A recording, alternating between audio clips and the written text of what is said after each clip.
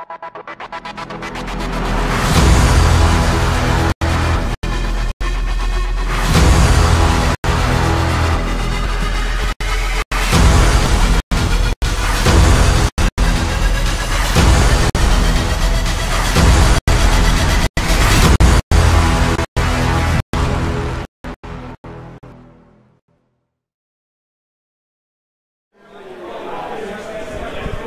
Blood Bowl fans.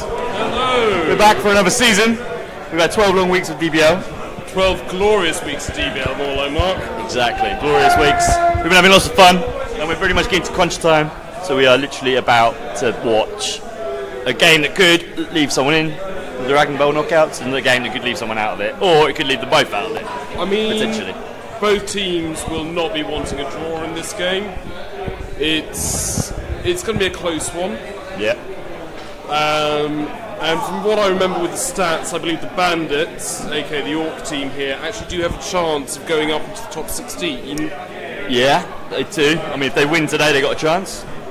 The losers will be hopeful to get out of the bottom 32. Yeah, losers need a win to get out of the bottom 18. So how DBL works this year is we've got 50 teams, which is ridiculous. I think we're the largest league in the country. I think so, maybe the largest league ever. But who knows? Who knows? It's never a fact, it's never truth. Nobody will ever prove it.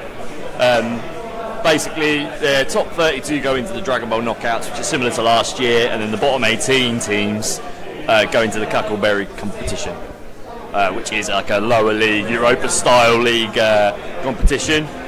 There's a few people who are already in there. Yeah, and there's 4 teams in there. 4 or 5 teams that are down there. Surprises, one of the high elf teams. Yeah, a few elf teams are still in there. I think a few will get out, but it depends on this week. There's a lot of Blood Bowl to go. We've still got 20 or so games to go. 22 games to go. 22 games to go. So. And fans, to highlight how close this is, the bottom 2 places of the top 16. So the top place pool of the round of 32 are simply divided by casualty difference. It's really that close. Yeah, touchdowns, every touchdown, every casualty counts now. It's really tight. So we are watching Bandits losers, as we said. You went to see the real NFL yesterday. I did indeed. I saw Seahawks Raiders. Surprising, no secret weapons or big guys in either team. Thought it was a little bit poor form. Bit boring. It was Lino Bowl. It was Lino Bowl. It was Lino Bowl. Which is what we're about to see. We'll go into the losers in a minute. Logan's loser lineman. We'll go into them. There's a key in the name. We'll talk about the Bandits first. So the Bandits are higher up in the division. They've got a division of humans, who are the losers. There's the Orcs, the Bandits, Underworld, who are all stars. There's also Gruff, who are goblins, and then the Pterodactyls, who are lizardmen. Gruff are currently sitting 3rd above Logan's losers, and the Gruff looking to jump above the others, but that's all they can do. But the Orc team are not as developed as they were last year. Chris had a pretty decent year running along this season, and he did get quite decent developments in his blitzers, but he hasn't had many casualties. Which is surprising for an Orc team. Yeah, so he's got 4 blitzers still. One with a number. All you need, he's got 1 with Mighty Blow and Dodge. He's got 4 Black Orcs, 3 with Block, and then a Thrower, still not leveled up, and 3 Line Orcs. I mean, that's the front line I wouldn't like to face. Yeah, that's a lot of block there. That's 7 block pieces, 4 strength 4. No Troll, interestingly, so we'll chat to the guys in a minute and see what inducements they've gone for. But generally the team's not as ferocious as it was last year. So, although that said, Mark, Chris, the coach, has made huge strides in the positional game as he was last year. Last year, DBL 17 was Chris's first year, and he very much went in there as one of the newer coaches and learned through the baptism of fire that is the DBL, and now very much a force to be reckoned with. Yeah. There's still a couple of errors he makes. Like, I don't think I'd be the first to admit that he doesn't see some of the bolder plays, but you know what? Every game's a learning game. Exactly. And we could see the last 7 games we put to something really, really spectacular in this one. Yeah, I think this one's going to be really good. And I think that playing against such tough opposition as well this year, for both of them, just helps them out. Like, Tony's had to play Rory 2 seasons in a row now, 4 games, and it's only going to make you better. Rory is the Lisbon coach, for people who don't know. and he's won the last 2 DBLs quite. Only one. Only the one last year. I do apologise. Yeah, he was one of the best coaches both seasons for sure. And he's always going to be a force to reckon with. Yeah, so he's a tough one, but that's only going to make you better. So let's go to the losers now. Now this is a bit more interesting, mate. This is way more interesting. So for those who don't know, the losers are a really interesting thematic team. The coach has gone for an all-lineman human team, and forgive the crudity, he said, fuck it, let's see what happens. Exactly. So all linos, there's 1, 2, 3, 4, well, one's dead, sorry. 1, 2, 3, 4, 5, 6, 7, 8, 9, 10, 11 linemen and an ogre. And most of them have leveled up. So considering he's a lineman, it's a lot of SPP battering around. There's, what's his name? Arnold, I can't read that font. Schwarzenegger.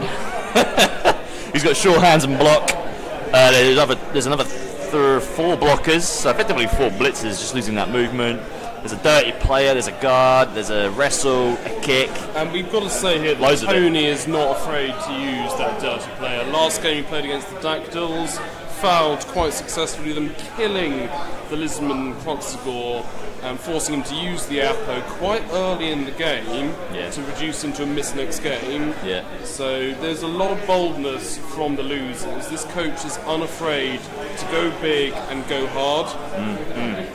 So well, they're only liners or linemen at the end of the day. So if you lose them through fouling, oh well. Yeah. Oh well. But he has only got 12 players, so. But as they always say, Mark. Extra 20. So but as we say, Mark, a 6 is a 6. Exactly. And he was just been informed that he's hiring Helmet Wolf as his inducement. Well, so he will have a chainsaw. No bribe, so he'll have 1 drive. So maybe 2 if he gets really lucky. Yeah, if I was playing the Bandits, that'd be my main target, because he could really chew up people like a thrower. Yeah. So chainsaw can be good against orcs, but also armor 9 actually gets a bit more difficult to shred armor 9. You've then got to be concerned about the fouling game, Mark. Yes. We've seen the losers are very unafraid to foul. Tony knows he will not get those doubles. Yeah. Because he has that most important thing in Blood Bowl, belief. There's that damn belief. The belief. Alright. Well, before we go on to the game, who do you think is going to win? You know what? I'm seeing a 1-1 draw, Mark. I think a draw will be 2-2. I think it might be 2-2. But nonsense is going to happen to get there. Both teams need a, Tony, who's using the lineman, needs to win. Chris needs a draw, so that sets it up for an interesting one. So, whilst the coach is still getting their teams out, Mark, how's your season been so far with the Pamplemese, the league's only Bretonian team? Hilarious. Hilarious? Hilarious and horrible. Got better. I was talking to Chris a minute ago. Since the big guys, the Knights have levelled up a few times and got a few, they've started to score, started to get some skills. It's become a lot easier.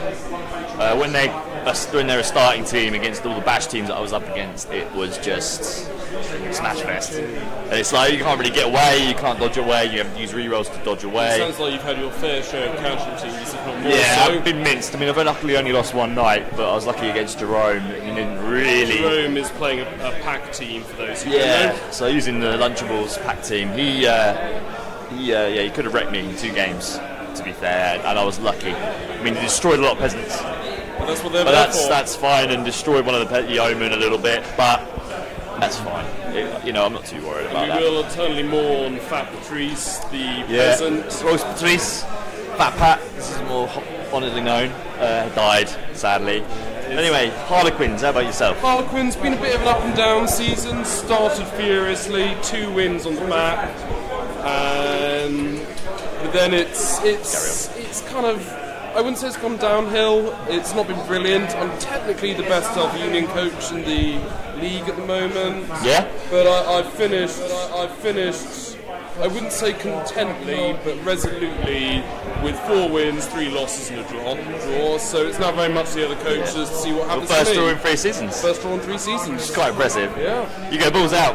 You don't care. I'm going to win or I'm going to lose. I don't care. Never draw. But now, over the game, ladies and gents. Yeah, we're into the game. So the guys are going to start. Are you going to roll for fans and all that? Right, fans first. Wow.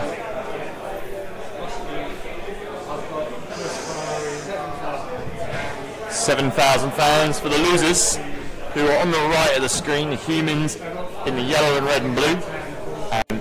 So the Bandits have +2 fame. +2 fame. And the Bandits are in yellow and red, and they're at home at the Bandit country. Hence the pitch. We like to keep it thematic, you know. We do. We love thematic. Both teams have 3 re-rolls. I've already set that up for you. Little white squares at the bottom. Yeah. And turn counter to the top right. Hopefully you can see everything. Ball is the green token in the middle. That will be visible from above. And then we'll get to the weather in a moment. So the players just clarifying with each other what skills they've got. Yeah, so generally the rule, I'll go through all the skill colours. We've asked the guys very nicely to set up all their players that have additional skills, to have the blue bands, which is for block, green bands are guard, white is wrestle, and yellow is dodge. And then there's quite a few other skills across the board. Orange being one, I'll check out what they are in a moment. Again, the guys should all have a matching band, so if it's got a blue band, it's a blocker. So...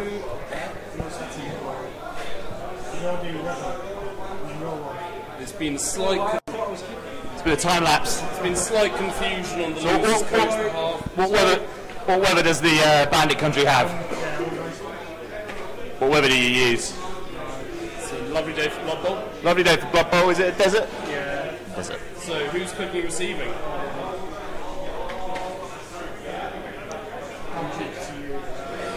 So the Bandits are kicking, losers receiving. Yeah. Yeah. Wow, what's the thinking for that then? Well, I'm thinking the Orcs are going to try and pressure the losers to score turn 3, turn 4, and then hope to a rapid page down. Yeah, and it also helps the Orcs out in the case of if they need a draw.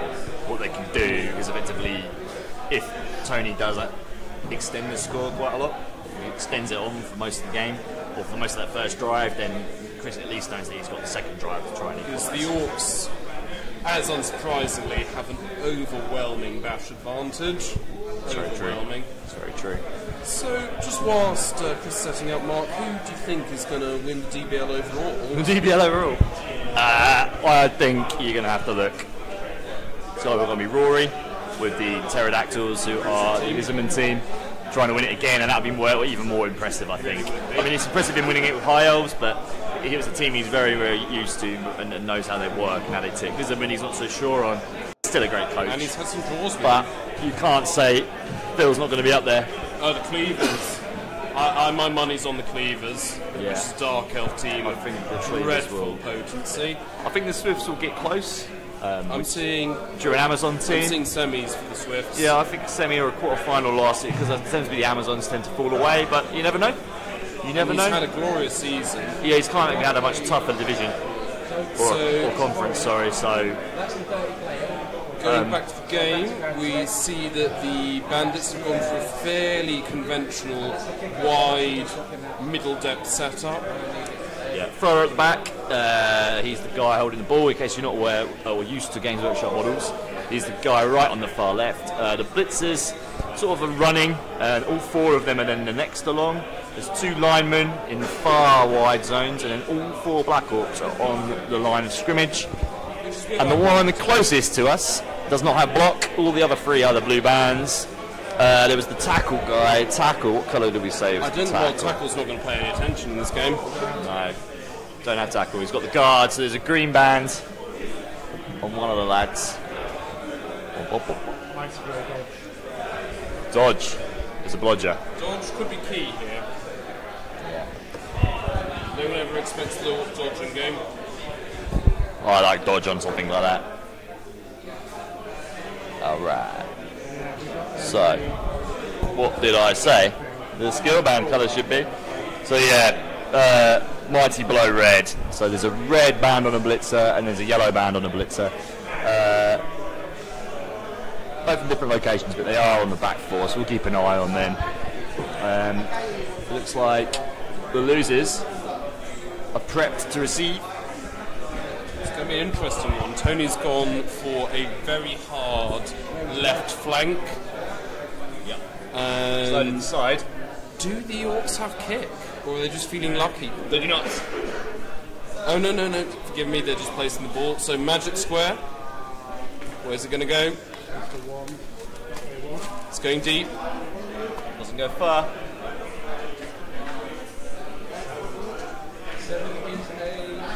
Changing weather.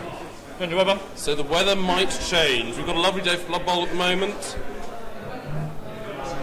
It's still a lovely day for Blood Bowl. Bounces twice. That's it. 2 bounces on the ball when the weather changes to nice. Okay, that's a pretty good location for the losers. It's not brilliant, but you know what? It could be far worse. That ball could be super deep. So, loser coach thinking about what he's going to do. Now, of course, this is where it becomes quite difficult as a commentator, because as much as we would love to say what we would like to do, the players will overhear us. And what we will do instead is if something goes wrong or they don't run it how we think they're going to run it, then we will tell you what could have been a better option. But we're not experts either, so... No, not at all. Neither of us have played an all... Especially not me. Neither of us have played an all-human lineman team. No. Although we both doubled with orcs in our time. We both doubled with orcs. The ideal beginners team, in my opinion. Okay.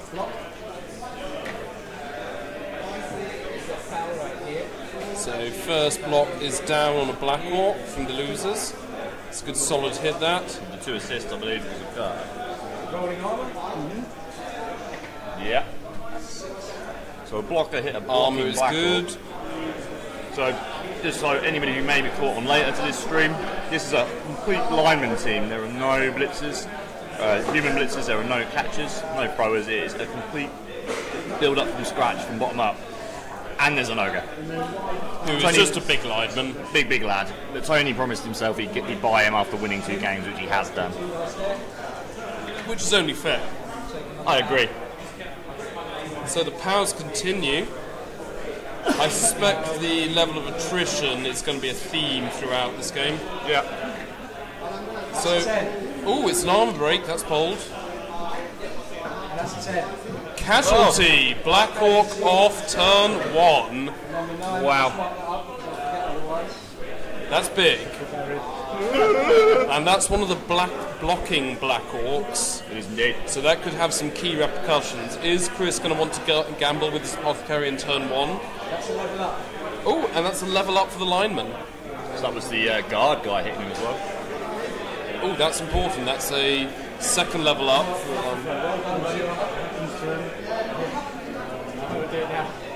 It is indeed. 16 SPP now with that. 16 If he SPP. survives the match. And what's the injury?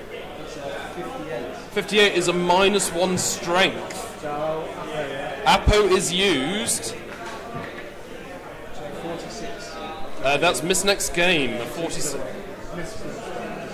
So that's quite big news, because that means going into the knockouts or the Cuckleberry, Chris will be down to 3 Black Orcs. Yep. I mean, that could prompt the coach to fire him and hire a new Black Orc. See how much money Chris has. Oh, the losers' dice are on fire. Big man's hit him. Another Black Orc down. Follow up with the Ogre. First follow up. Oh, correction, no, they've all been followed up. Doesn't go through. No armor break. So Chris has 60k in the bank. So unless he rolls really badly, he should be able to rehire an orc. But he's losing a blocking Black Orc. Well, he has the fame advantage +2, so he's pretty much guaranteed to be able to get one. You're right. Sorry, you're guaranteed. Yeah, guaranteed.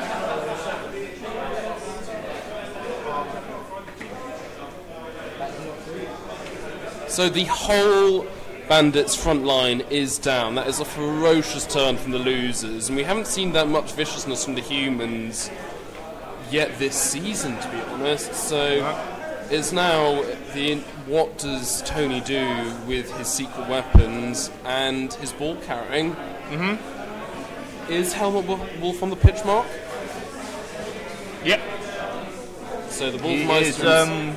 he's how can I explain it? He has a chainsaw, which you might be able to see on your screens at home. He's just off the line of scrimmage. Oh, he's blitzing with the chainsaw rather than going for the foul. Going for the lineman in the far wide. Kickback is good. There we go. That's a 6. Not through the armour. problem against Armour 9. You need them 7. That's going to be risky for the losers. That might see a star player wasted after the first turn. You can see the chainsaw being hit. Going to a foul. Fouling with a dirty player.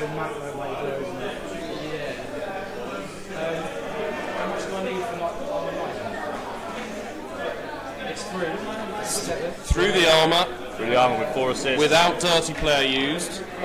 Knocked out.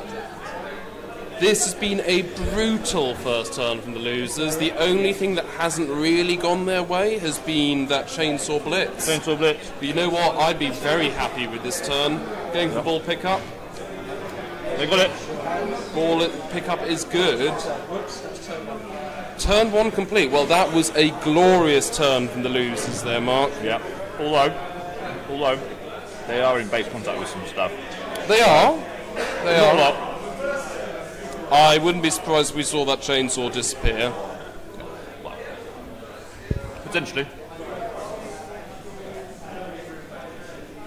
Depends what Chris wants to do.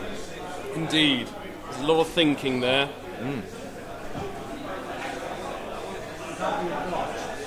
So, potentially what Chris could have done, since you're going to just have one black hook on the line, I would have put like one that wasn't a blocker next to 2 linemen who aren't of any net use whatsoever, and then bring everybody else back.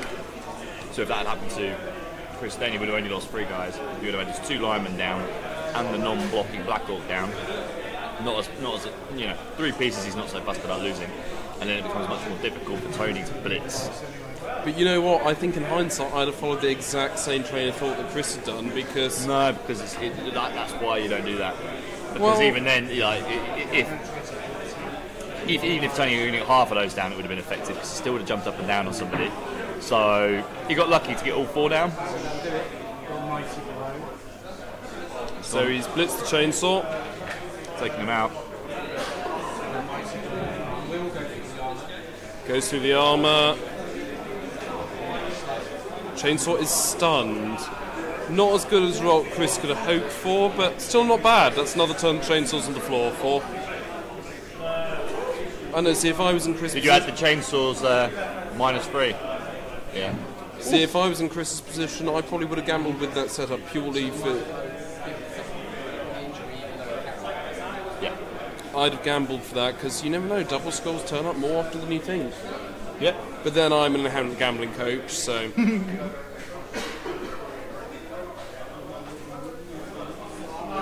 So some positioning from the Orcs. They're closing down the linemen, hoping to base as many as possible, which, you know what, I think is probably the most sensible play from the Orcs. Use that superior armour. But they are suddenly 2 men down. They are, but you know what? All it takes is one mighty blow player to make a mess of a loser's armour 8. Yeah. And also the guard. And as we said, Mark, the losers don't have that many players. Both teams are actually very thin on the bodies. Yep. We've just had another loser get knocked down by a lineman. And he is fine. It's alright though. This right flank's been hit, but there's all the rest of it in the middle. So all of them are there. This goes up to turn 2. Well, that was a dramatic turn 1 if I ever saw one. Epic turn for the losers. You don't really see that level of violence unless you get something like throw a rock or pitch invasion. Yeah, I mean, you don't... Yeah, 2 players off in one turn. Particularly 2 armour 9 players. Oh, for sure. Unbelievable. 2 armour 9 if the strength chainsaw 4. had gone off as well, it could have been free. Could have easily been free, or at least a stun. So it looks like the losers are actually considering to do with the ball first, which is a rarity for them, given that they are a hitty, non-hitty team purely by their coach's own madness, as he self-proclaims. Very true. So, these guys have had fairly, well, I think it started quite well for Chris and the Bandits this season. He's got 3 wins on the board, but then he's also lost 4. And he has lost against Gruff, the Goblin team, Yeah. in that real surprise victory. Indeed. Which was a bit of a surprise, but I think that the amount of bribes that the Gruff had, the amount of stuff... 3 bribes, 2-star players. They just wrecked. They wrecked the Orcs, and I don't think Chris got prepared, and And the Disney All-Stars, an Underworld team, also did the same to him, so he's had 2 horrific games where he's been completely beaten up. And yeah, he's got a record of 3 wins and 4 losses. Scored 6, conceded 6, touchdown difference is 0, 14 casualties, 10 against, plus 4 casualty difference. So he's not been punching as hard as you would want, but he's also been getting beaten up. But then that's always the gamble with all teams. Like, Yeah. I'd say they're more of a survivability team than a hitty team at the end of the day. Yeah. Whereas the losers have 1-2. They've also got a draw, so they're on 7 points and lost 4 equally, but their touchdown difference is much worse. So even if they do get a win today, they're going to have to win big to potentially avoid the knockouts, but on 10 points they should be fine. If you're on 9 points at the moment, it is a bit of a risk. So the first few dice rolls for the losers this time have been pushers. We've had 1 knockdown, no armor break. I believe that's against the Lion Orc. Yeah. Lion Orc is down on the top of the screen on the left side of, or on the right side of Tony's drive. So it looks like the losers are going for a right-hand flank here at the moment. Yeah. Well, they've moved everybody forward, haven't they? They've noticed the gap. Chris has loaded the left side. So Looking to get it in. Interesting to see if the Orcs can react fast enough to the human team, which although only 1 faster, that's going to be a big difference in this game. 2 slow teams.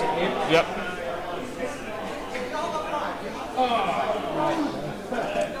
That's a bonehead. Ooh, that's important. Tony considering whether to use a reroll. Reroll not used. That opens up the loser's centre quite significantly. What's our own full? Horse Unwell. Horse Unwell. Boneheaded. Not related to BoJack Horseman. He may have only just been hired. I think he's been there for 2 games, Mark. He doesn't seem to have had a brilliant one so far. Oh, and the losers have rolled a skull. That is big. Reroll used. Cool. Only to a push. 1 dice rock was out on the big guy. Yeah. From I think it's a blocking. Yeah, the blocking liner with the blue band. So the losers are clearing space in the centre. Yeah. And they do have that number advantage, but then so often with Blood Bowl, Mark, it's that localised difference. It's absolutely. With that big guy down, that's a lot of key tackle zones gone. So we'll see. That's quite a big hole in the losers' front line.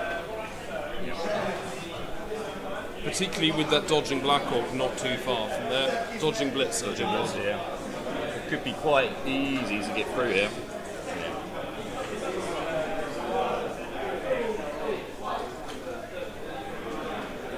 So it's now all a question of what the losers do with their ball carrier. Yeah. We want to keep him safe, I think. But we'll see.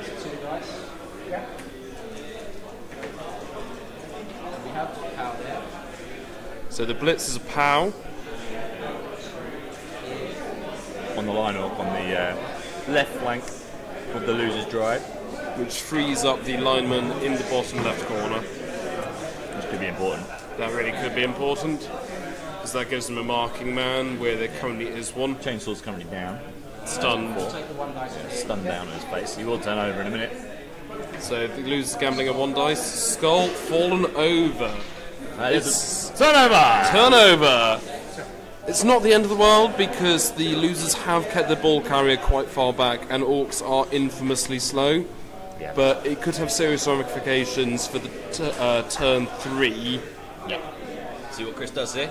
Yeah, it's going to be... We'll keep it to we'll keep what we think and see what he says and what he does. See if he can see the same route through. But there's going to be some pain here, I think. If Chris can roll some decent dice. So, whilst Chris is planning, Mark, what would you say has been your DBL highlights so far for the Pamplemousse? For the Pamplemousse, probably the 2-1 against Matt. So how winning against Matt. Okay. It was a it was 1-1, and had 2 turns to receive, managed to blitz through and get out of there and score a winner. And what was Matt using? It's the Skaven. Ah, the Scumbags. Scumbags, yeah. The Scumbags have done really well. Very well, so I was the only person who beat him so far. He's got to play Jerome this Wednesday, but who's using the Lunchables. But yeah, that was probably the best bit, getting the first win when I was up against the wall all the way through. What about yourself? It's hard to say. You know what? I think my 2-all draw against Alex, Necro versus Quins. I mean, I would say the 6-0 win, but it was fairly ignominious in its own right. So not good, sure. I beg to differ. 3-2 win against the Avengers. Mm-hmm. That was a glorious game. It literally came down to one dice roll on both sides. Awesome. Finest Blood Bowl I think I've ever played or seen from 2 coaches. Mirror teams, apart from me, had better armour value. Mm-hmm. Came to a blitz and a failed push for him. Mm-hmm. So back to this game. Bandits moving around. Bandits burning a reroll. No. Not burning a reroll? No. Going for a push? Reroll not burnt. He's seen the hole.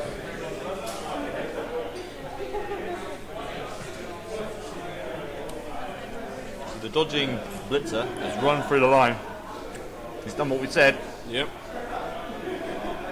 That's some big threat from the ball carrier there. Yeah. Tony is now going to have to be thinking 2 turns ahead.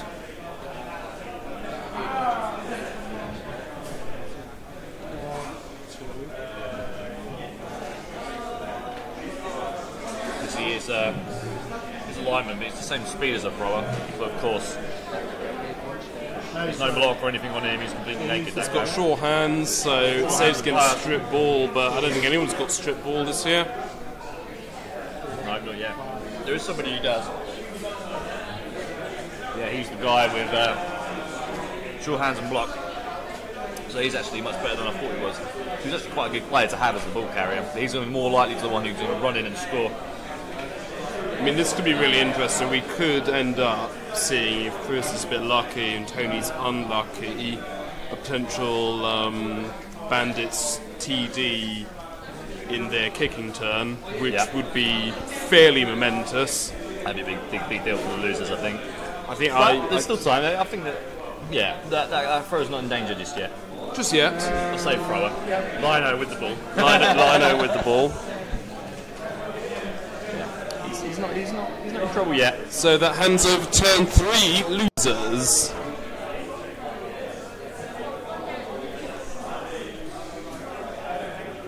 We're in turn 3. Still 3 rerolls for the Bandits. Not much damage done though. The Bandit. Although that said, you know what? Given they're 2 men down, the Bandits seem to be using their positioning fairly admirably. Yeah, they're holding up players and making it like Tony's going to have to do some dodges if he wants to get his guys away. He is holding up everybody.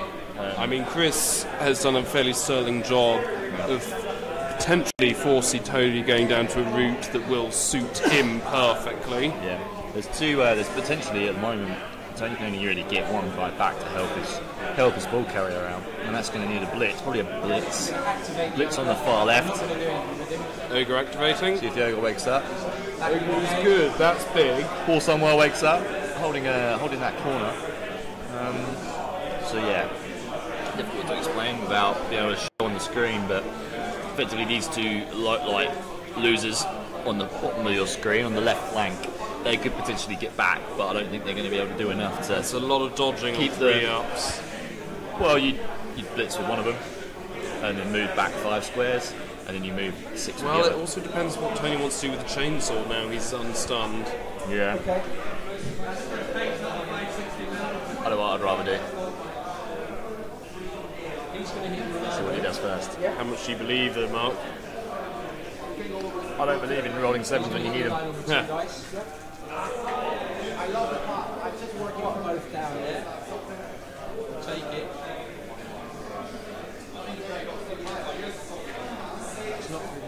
Both down, blocking Lino. Yeah.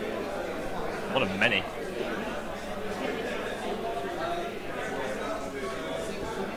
quite impressive how I think Tony's managed to spread the SPP across the team. Yeah, it's been really with a lineman team. I think it'd be very easy to focus it on one person or two per people. I mean, I don't think I've ever even heard of a lineman team since before this DBL. I've seen people using them online and getting good results with them, but it's kind of a test. Well, it seems to become a bit of a thing because the losers have now spawned a Cornate lineman team with Rage Against the Positionals, and they've got a friendly this weekend. Oh yeah. Oh, it'll be on the draw night. That'd be quite a fun one to watch. See if the Corn Berserkers can take out all of the losers, all the other way around. So the York thrower has just been powered by the Blitz. Yes, indeed. So I'm wondering. On through armour. He's okay. Chainsaw has got up in the process. And Tony's also moved the lineman back to hold onto that dodging Black Hawk. So yeah, it's potentially far safer than it was a few dice rolls ago. At the moment, but I'd still back with Chris here to do something. I think he could do it quite easily. Depends how lucky Tony feels. But he's feeling lucky. It's a pass. Pass coming out. 5, 6. Well, didn't see this one coming. I did not see that one coming either, Mark. It's going to be a short pass.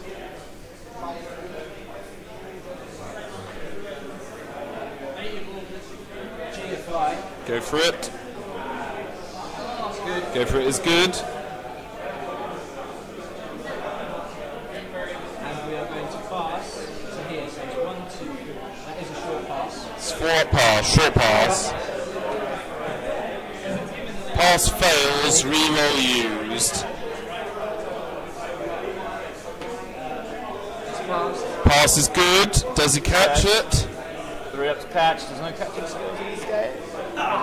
Fails the catch. Fumbled it. That changes the game quite significantly. Depends where it goes now. It's a good land on one of his own guys. Here. That's very good. That's fairly fortunate. As far as the fluff pass goes, that's not the end of the world. Yeah, that could have gone anywhere. Especially if it was fumbling around other players, it could have gone all the way backwards. It could have easily gone off. Yeah. Could have been, potentially very unlikely to go off, but yeah, it would have had to go in the same direction 2 times. And be fumbled by somebody. But the Bandits are on it now. Still 3 rerolls. They're 2 men down. But that ball does have 2 tackle zones on it.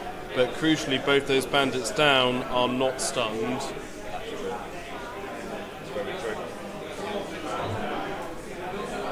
So I think this turn might be one of the bigger turns in this game. I think if Chris can get down that whole wall, or at least one part of that wall, he could potentially scatter the ball as well. If he can do that, then happy days.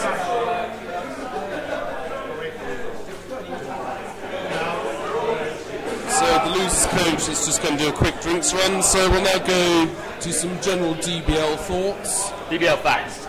Or DBL facts. I'm going to intercept you here. As it stands at the moment, Cuckleberry. Teams that are in so far, who do we think is... I do apologise, ladies and gentlemen, the drinks order has been cancelled and they're back on the game, so we'll turn our focus over. We can still talk about the you know what? I think fans would rather appreciate this because this is a big turn, as we've said. Okay, so like the DBL previously was 34 coaches, and it was a knockout round of 30, so the round of 32, round of 16, etc. Until we got to the final. This year's the same, but because we got more coaches, we created a secondary knockout competition for all the lower teams. We finished down on the overall standings. So effectively, everybody from 33rd place down to 50th place gets to play in a sort of, I wouldn't say a special competition, because it sounds horrible. Silver plate. It's basically a secondary knockout. It allows people to continue, because everybody's developed their teams, played 8 games, done smashingly well throughout the season, but just missed the cut. And at the moment, there's only actually 6 teams who are guaranteed to be in there. And 1 team guaranteed to be in the bottom 4, which is an extra knockout. Yeah. So the Kittens, a Renegades team, are guaranteed to be in the bottom 4. basically allowing the qualifiers, which is a free match for qualifying to get 2 players into the first 16. We've got the Fury, the Norse team are guaranteed to be in there, the Electro Shites are guaranteed to be in there, the Gruff are guaranteed to be in there, Stumblers and Avengers, who are a high health team. Now there are some health teams in there, but there's also at the moment still 1, 2, 3, 4, 5, 6, 7, 8, still 20 teams to confirm whether they're going to be in the Dragon Ball Knockouts or the Cuckleberry Cup. And tonight's game, we're in week 12, it's the final week, so we say 20 odd games left to go. Tonight some people will be confirmed to be in there, guaranteed. So, we shall see. It could be one of these coaches today. So, back to the game, Chris is going for 1 dice block, blitz even, to put some pressure on the ball. It's a pow. He's put the player on the ball, I love their gambling. So he basically could go. So he's blitzed onto the ball. This could be massive if it goes backwards. Player is okay. The ball goes backwards here. Oh! That is almost as good as the Orcs can hope for. Yeah. It's actually better for them now because they can move backwards and really cause some panic on it. Although that said, Chris is now nearly out of players to move back. Yeah. I mean, you could get that dodging blitzer through if you really wanted to. But that's going to be a tough call order. What they probably want to do now, because they can't hear us, so do quietly. What they want to do now is hold everybody up from getting back. Yeah, definitely. Given this positioning, I think what Chris is going to be aiming to doing is hopefully taking a couple of linemen out and just holding the ball for the rest of the game. If he can score, he'll be lucky. Yeah. But with numbers difference and this agility difference, it's going to be hard. I mean, there's always a chance that Tony can get it free, but also, if Chris, as you say, just holds onto it, hunkers down, and then just spends the next 6 or so turns just punching stuff and hoping it goes away, that's the best way to do it. Yeah. Get his numbers back at least even for the next drive, because then he'll have a chance. Well, because then particularly, like... I've just realised the dodging blitzer is going through the hole. There is some spectacular dodging. I think he's going for the pickup. So that blitzer has just moved through that gap. I mean, it wasn't an overly difficult gap. A stunty player would do that every day, but our dodging blitzer needed 4s there all the way. 2 4s and a 3. He's managed. He's failed the pickup. He's using a reroll. Reroll for the pickup. He fails the pickup. Failed. This is also massive. So back up to him, who's got a chance to catch it.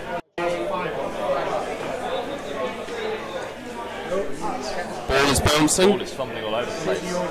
Who's catching on a 6-up? Yeah. Could go to the line laser in 40. Fails. 1, that's 9, That's an Orc who's in the 2-second zone, so that's another 6 up. Fails. Scatters again. 7. Back onto Helmet. Helmet cannot catch, he has no hands. Nope. This can. Can he? Yeah. Back onto him again. The ball's fumbling around all over the place, ladies and gentlemen. The ball has been caught. By whom? By the thrower. Thrower. That is mental. That was pinging around, someone landed up the ball. That is Blood Bowl, ladies and gents. So, is that a turnover? Yeah, because you fumbled the pickup. Yeah. Turnover, Bandits. Turnover. Wow. Top of turn 4 for the losers. There you go. Losers. Holy hell. Okay. Turn 4. They've got a chance here. Boyo's going to have to stand up. There's no other.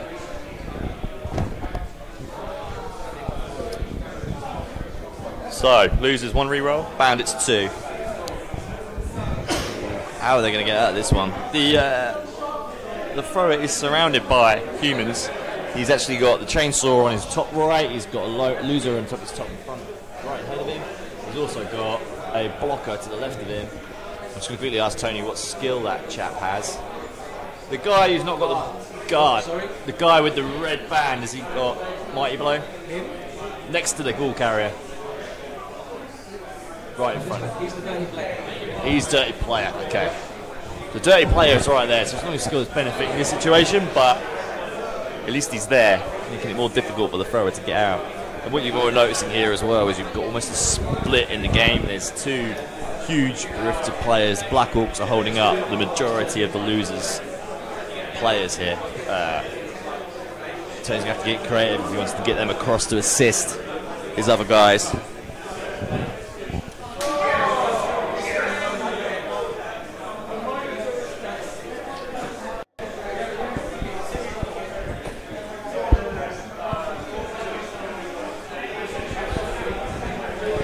So please drop us a comment, or if you've got any feedback on the stream. We've only just restarted doing this after a while off.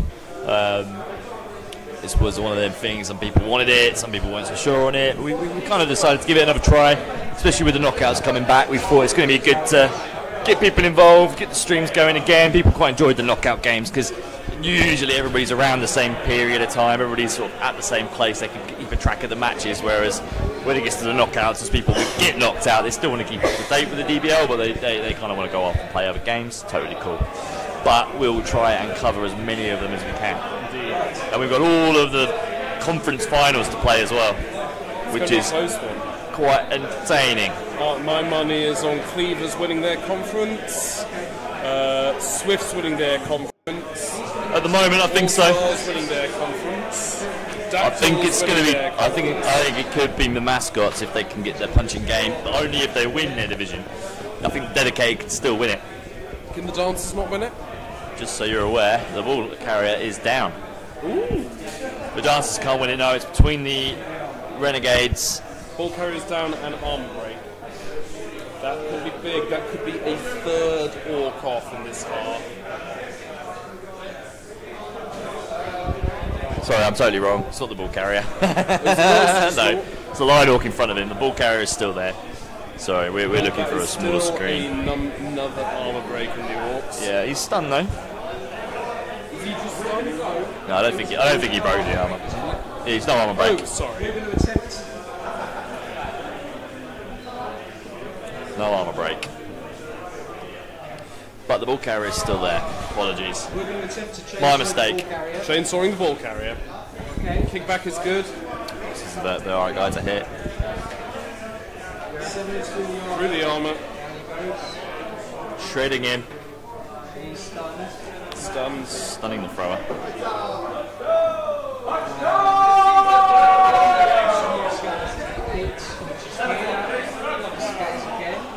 There is a touchdown elsewhere.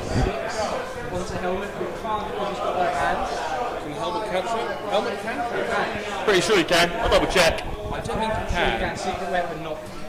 Yeah, I don't think he can still catch the ball. I think. He catches it if so.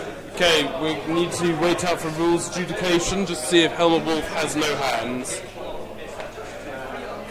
If Helmet Wolf has no hands, give us 2 seconds, ladies and gentlemen. If you'd like to write in about your favourite DBL moment, do comment on the YouTube channel. Yeah. Helmet Wolf. Where is he? Your favourite foul? Yeah, he's Helmet Wolf has the ball. I don't know if that's what you want, really. A bit of madness in the losers there. You know what? We wouldn't expect anything less. And at half-time, we will go for flash interviews with the coaches, see how they feel it's been going. Yeah, I agree. We thought we'd get started rather than doing an interview first off, but that is a hell of a clusterfuck of players right there. It's glorious. I love it. And you know what, Mark? I feel it's going to advantage the Bandits in the long run. I think so, but they haven't been unlucky enough to get anybody off yet. And they haven't done much punching, really, so... Yeah, they're quite weak orc team at the moment. Yeah. It'll come good. Chris soft touch Park over there.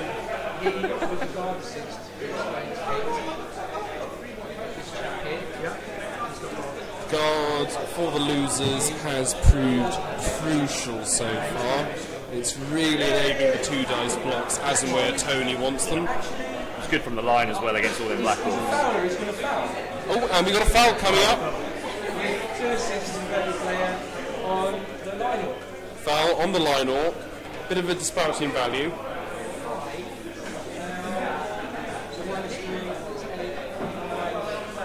Not through the armour. Chris brings a sigh of relief. Hope springs eternal. Chris is currently looking like a Wood Elf coach against a Khorne team. End of turn 4 for the losers. He's the singular halfling against a Minotaur. Yeah. I need to go and take Have a little intermission break here. Go back to chat. Chris Fry says, go on, Helmet Wolf. Well, he's got the ball. He does have the ball, Chris. Will he score? Who knows? I mean, that would be momentous. That would be our first ever chainsaw carrying player scoring a touchdown. It could be. It could be. I'm sure it's had happened before, but not I don't DBL. remember these things. Well, I don't know. I wouldn't be so mad. There's so much stuff that I don't. There's so much stuff I don't remember. So, Commish, your lowest moment. Lowest moment. Lowest moment. Just playing Bretts in general. Just playing Bretts in general. Yeah, making that horrendous mistake to play Bretonians. That's my lowest moment. Well, that's tragic. Yeah, it's sad, isn't it? That's true. What about yourself? Probably getting that interception against me from the Falcons. Oh, it was Eldril. Yeah, the game robbing one where I was 5 men up. And You're a broken man. You were smashed into pieces. It was tedious, as they say. But also, he was lucky to score, I think, 2 in the first place. Maybe. Yeah, potentially. So yeah, James got a 3-2 win. 3-2 win. It should have been 3-2, but these things happen. They do happen. It is Blood Bowl. It is Blood Bowl. You still get yourself in a good position, and that's the great thing. I don't know if you'll finish in the top pot. It's hit and miss. I think you'll be very lucky to finish in pot. There are 3 teams that threaten me. But this is a great time to play Phil and beat him. Ha! That'll be a day. That'll be a day. I told you it's going to happen in the DBL. So it's the Dancers, the Deadeyes, and Killmain have a realistic chance of threatening me, and an outside Into Your Man. Yeah, because Into Your Man and, well, I think even the Raiders can catch you, but they got this. No, the Raiders have 9 points. They've got 3 games left. And they're at 0 points, so they can get 9. Yeah, which is what's making it so difficult for people who are on 9 points at the moment to get out of the Cuckleberry, because it's not going to be physically possible. Some of them will be in there just due to touchdown difference and other things. Anyway, let's get back to this game. To defeat the Huns.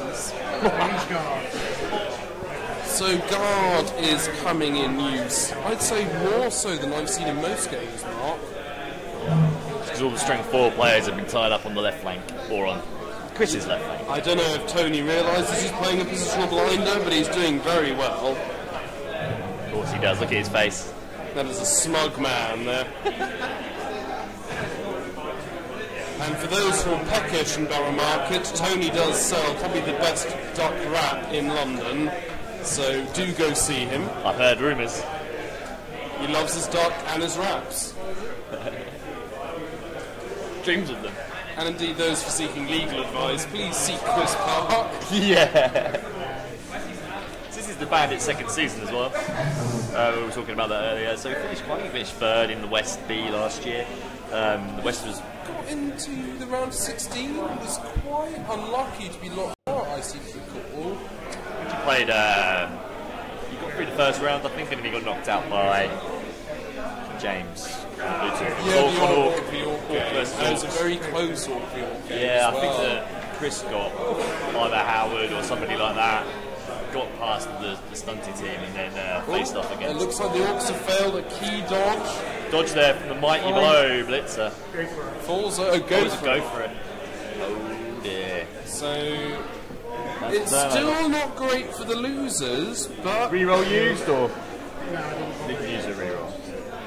So losers have 1 reroll, Bandits have 2. 2 rerolls remaining. 4 turns to go, ladies and gents. So we talked about our personal low moments, but all the games you've watched, obviously our own games have been great fun, or not great fun. They've been up and down. Roller coasters.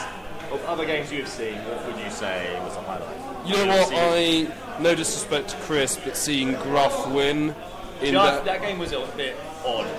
It was a goblin off, just a goblins. match. Well, no, Gruff versus Bandits. Yeah, but it was the Goblins just smashed to pieces because they just rolled everything well, and all the guys just died. They just destroyed the Orcs, and nobody got sent off, and they did the same thing again. The game for me, I think, was better was Gruff. It's quite funny that Chris is watching this. Chris Fryers is watching this during this, actually commentating. Him versus Tony was by far the best game of Blood Bowl I've ever seen. I don't think I'll ever see anything quite like it. It finished 4-3. There were three Doom Divers for scores. The losers were 1-0 up. Then they were 2-1 down by the kick-off in the second half. Then they went 3-1 up. Probably the closest game I've ever watched had to be Clark's Crush'em versus Synthros Trotters, a 0-0, which could have come down to singular dice rolls, either team to score. Yeah, but that's been my favourite game so far. It sounds like a whirlwind, like any game where there are 7 touchdowns. 7 touchdowns. It was mayhem. Oh, it's another arm break for the losers. And it's a knockout. Yikes. Bandits down to 8 players. It's one of the blitzes without skill as well, so just a standard blocker. And that movement advantage will start to tell. The strength advantage. It's... Yeah, the losers are smashing it on the armour rolls here. Chris says that game against Tony, so losers versus Gruff, was the most stressful thing I've ever done. And that includes... But it was biblical and it was worth it. But I mean, any game with Goblins is going to be glorious. Like, speaking as Goblin coaches ourselves, Mark. Oh yeah, I love them. Everybody thinks I hate stunties, but I literally can't get enough of them. But people whinge about them, and that's another arm break, and it's a stun. I think Chris is thanking his lucky stars there for not another player sent off, or taken off even. Yeah, that was a stun. Tony has been fast and furious with the fouls here. That's what, 4 armour 10 breaks? That's savage. In 5 turns. So Chris has had a rough time against the Goblins, and then he got taken off by Tom, who was using the Disney as well, with all the claw might blow. Underworld. Oh god, that was a horrible game. Yeah. 5 casualties. It seems to be continuing. No, 5 casualties. Something ridiculous. I think it was 7. 7 casualties against an Orc team. And that doesn't include all the other nonsense like fouls and things like that, and being sent off or being pushed into the crowd. That's just raw armour roll after blocks. 7 is just crazy. I think we've got 10, but that was against Goblins. The Ratu, the Corn team did 10 against poor Raiders. I mean, that conference is fascinating in its own right. You've got probably the greatest diversity of teams I've ever seen in a DBL teams conference. you very rarely ever see in a conference together. Slan, Corn, Wood Elves are obviously very common usually, but nobody usually takes them in the DBL. Helmut Wolf moving up quite rapidly with his movement 5 there. Go on, Wolfie! I think it's looking very good, those two.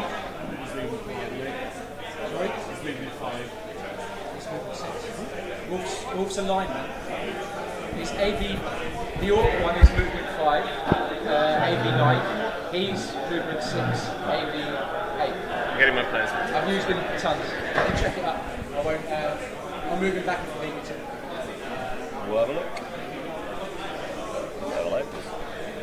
He's moving 6. Wolf moving up the ball.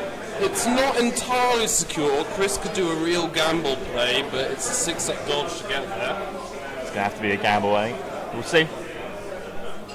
I think all them armour breaks have played just the powers as well. All those powers, all those armour breaks right there. Another foul coming from the losers.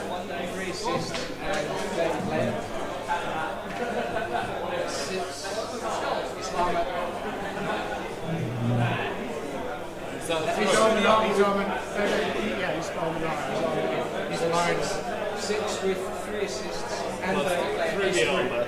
Foul gets through the armour. That's a 9. It's another knockout. Who's knocked out? Just a lineman. There's not 3 assists there. 1, 2, 3. Oh, he's fouled. Yeah, he's fouled. Right. Yeah. I thought he was an Orc. Oh, trying to hold the losers back, guys. No, not at all. I thought he was an Orc from here. Losers. I'm looking at the screen. There is a kick flash. We are sorry about that. Losers are kicking the proverbial prostate. Have the colours next season. Gotcha. Yeah, it's quite confusing that both teams are playing in the same colours, but yeah, I genuinely thought that guy was a Lionel. Ogre has been tried to use. Okay, you're going to take a 2 dice on him. Take the push. Ogre pushes a block, and that's the line. The losers are looking in quite a tasty position there. Yeah, I think that they've got this now, unless something crazy happens. And it was just that horrendous turn of armour breaks that's. Well, you know what? If something goes mad happens, Helmet could chainsaw his own face. I've seen strange things happen. Chainsaw the ball in half. Yep. Who knows what happens? We've never seen a game of DBL with no ball, so. No. Well, I've seen a few games where they ignored the ball. Although we have yet to see with the cards the 2-ball card. Not in the league, no, but we've seen it in like friendly games and stuff like that. And it was glorious. Yeah. Someone's back in the losers. Hello, Ben Barker. Back in the losers, like a boss. He has blocked, right? Yeah, he's not here. Got some strong human love here. Yeah. But I mean, speaking as a human, who doesn't love humans? I mean, they're alright, aren't they? Yeah. Better when they've been nurgling up a little bit. Ha! We do love some Nurgle. Love the gurglies. So, Commish, what team are you thinking of taking next year? Oh, I don't know. Everybody wants me to take Orcs because they think I'm good with Orcs, but who knows? I'll probably just take Nurgle again. I mean, you I did just have love to take a Nurgle. fairly roller coaster event with the rattlesnakes last year. Oh, I loved it though. I enjoyed every minute of it, even though they weren't doing very well. Well, will you say that about the Pamplemousse next year? No, I don't think I will. I just don't enjoy them. Oh, fair. Yeah, I don't enjoy using them. They're just, yeah, they can do things and they can score and they can do some pretty plays, but I just love bashing some stuff to pieces. Okay, the Bandits are going for a big blitz here. It looks like a 2 dice uphill. Oh no, 1 dice, but 2 go for it. Got the reroll. He's got to dodge out first. It's not the dodging player. It's not dodging players a bit tied up. Success. Dodge is good.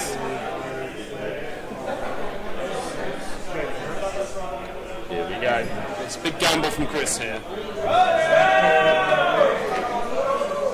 Second go for it fails. I gotta go. 1 dice block. It's a foul. It's a pow! Hits the chainsaw man. That is exciting, boys and girls. The losers could really suffer from this. They've got a lot of rocks in between them. There's an arm break. And he is 9 is a KO. Wolf is knocked out. That is exciting. It's really, it's just been interrupted? No, positively interacted with by the head of the London Warhammer Gaming Guild, which we are representing here at the DBL. Recently with a shout out from the economist, Peter Davis. The game's going quite close, Pete. The ball is halfway into the Bandits' half, and the losers were looking very likely to score, but Chris has done a big gamble blitz play and has popped the ball. The ball's free. The ball is free. So if you want to carry on watching what's going on the live stream, head to YouTube. Makes it. Are you streaming as well? Oh god, it's a double stream. Double stream. It's Inception. Have we done streams? That's it. I'm out. Good day. So, did Helmet Wolf go off? Helmet Wolf has been knocked out. And then that will be a 5. Oh dear. Some last ditch defending. Oh, I love it. Oh, are the Bandits going to go for the dodge and pick up? How lucky does he feel? He's going to try to. He does not feel that lucky. He's dodged out though, hasn't he? Still, he's dodged into next to the ball. No, he hasn't. No, he hasn't. He was already there. Still though. But it's still outnumbered. You know, there's 4 players off there. So if he had 12 players to start, he's now down to 7. against 10. A lot of we need to lot of big gambles will go for it in the Bandits here, but you know what? I think they've got to. They've got to go crazy to try. When all this many men down, Yeah. I think Tony's got to be thinking some elf bullshit here, which is a technical term, ladies and gentlemen. but they need 3s rather than 2s. Just in general. Yeah. Less likely elf bullshit.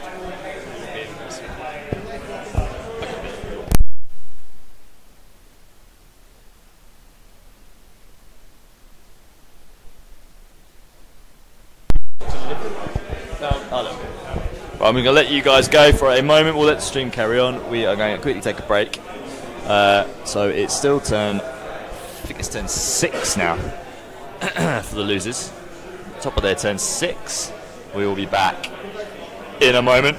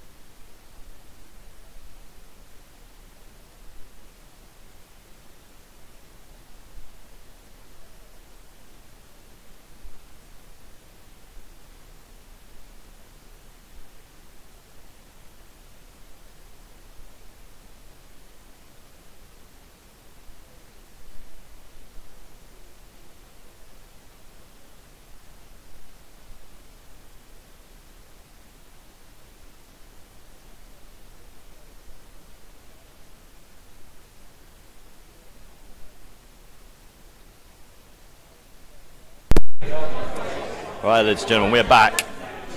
Hope you've been able to kind of keep track. Still looks like it's still turn 6 for the losers, but on a little bit of a score update around the grounds. It's 1-0 to the Barbarians, for those of you who need to know. It's 1-0 to the Javelins against the Dwarves, turn 5. So presuming they've scored in their drive. So Stumblers are going to have to try and do a 3-turn score here, and then score in their own drive. I'll check out other scores later on. There's been a few touchdowns. I think the Gits are 1-0 up. And the NYT Crushams, I think, still 0-0. But anyway, backwards we go. So the ball is now pretty much covered.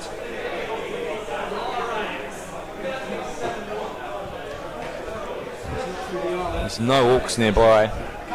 Thrower's just been knocked down by a blocker. Basically, the Orcs are just getting beaten up. Powering down everybody.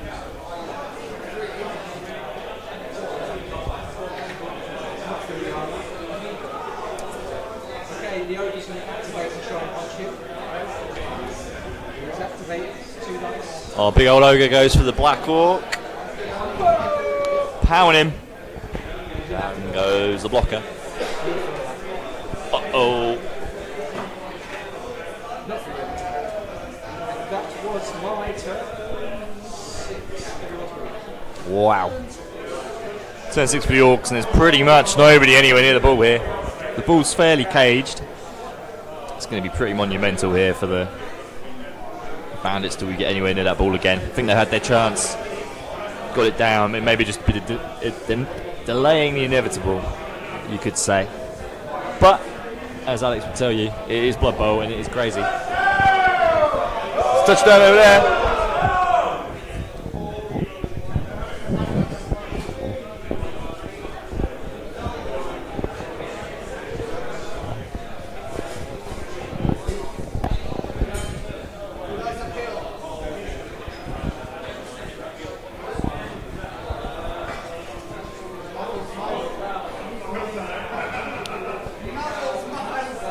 It's been rough for the Bandits, guys, I'm afraid to say.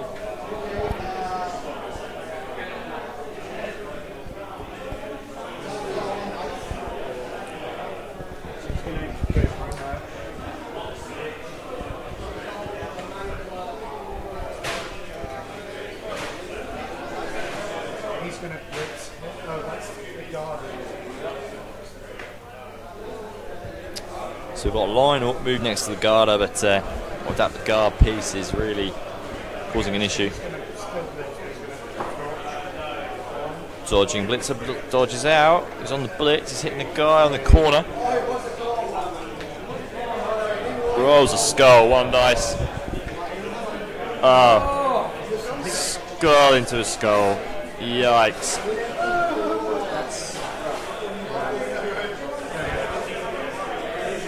That's turnover.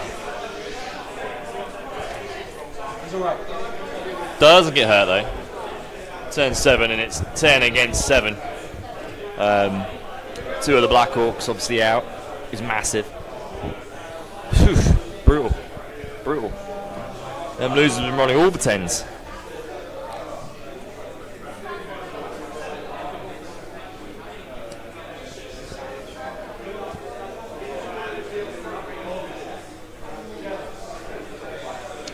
So you can follow the DBL on Twitter. It's DBL_official 18. We generally tweet random nonsense, teams and scores and what's going on. Being question where the stream is.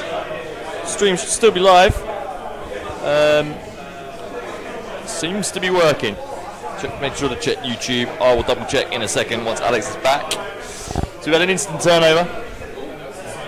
I'm afraid to say for Chris, skull re-roll into a skull to try and knock the corner off, but since you've been gone, the losers have just completely taken control.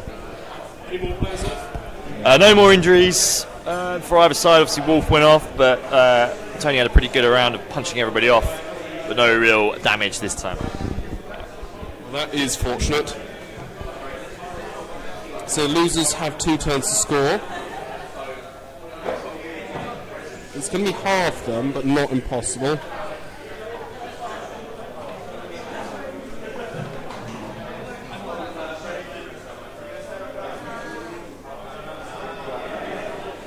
Locking down those 2 Blackhawks with the Ogre has proved pivotal. It's meant that Chris has been only fighting with half a team of what is a fairly ruined team. Yeah, I mean, them Blackhawks could have been useful over there, but they were never going to get back over that side, were they? I mean, he could have been lucky with a 1 dice, a push, may have freed up a player. But I think it's too late now. In fact, I know it's too late now.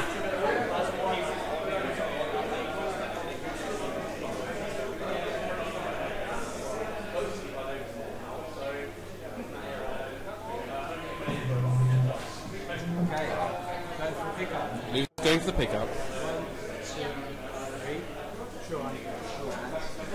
Sure hands on this guy, sure hands and block. He's on the ball. He's in possession.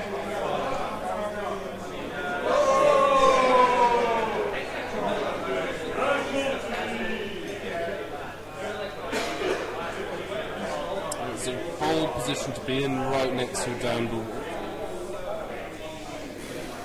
Now I'm going to R in though. Where's he going to go? Okay, we'll take the 1 dice here. Doing a 1 dice. No 1 dice, turnover. Top of turn 7 for the Bandits. Turn 7 for the Bandits. Stop the score. Or at least hold it another turn. I think the Bandits' main concern now is going to be getting those knockout players back on the pitch. Yeah, at least they got that 2 opportunity. They got their opportunity in the last half of this drive, or the last turn of this drive for themselves, and they've also got that opportunity at the beginning of the second half. So they should get a few back, but sometimes these things don't happen. You do not indeed. I've seen plenty of game where you've had 4 or 5 players knocked out, and none of them will come back. And he did that twice. 4 players out, didn't roll a single 4+ twice in a row. That's one of the pack 8-1 teams season which we breeze. expected to do better, but Well, I think the pack teams have struggled because they start so slowly, but then they get better. But it's tough. It's tough. Like the 4 of them, Yogi with the mascots, the only one who's done quite well. The other 3 have struggled or are struggling. Especially for the eye. Kittens are right at the bottom, bless them. And then the Lunchables, well, they're in my division and they've struggled. It could also be because they were so far behind. I think if they'd been playing teams of equal TD from the start, they could have done a lot better, but it was a risk Jay had to take, going away on holiday for a while. He decided to come in sort of quite late on, and he suffered for it, I think. But he's still got a chance to get out of the Cuckleberry. So Chris is debating whether to gamble with a 5-up, 6-up dodge for the blitz. Fortune favours the brave, or Fortune favours Alex yourself. Yeah. Depends how much Chris believes here. 2 dice uphill here. 2 dice uphill. Skull, player down. Ta-da! That's a turnover. Turn 8, I think we see a loser score. I think we know what's going to happen here. Oh, Tony is feeling cocky with his reroll.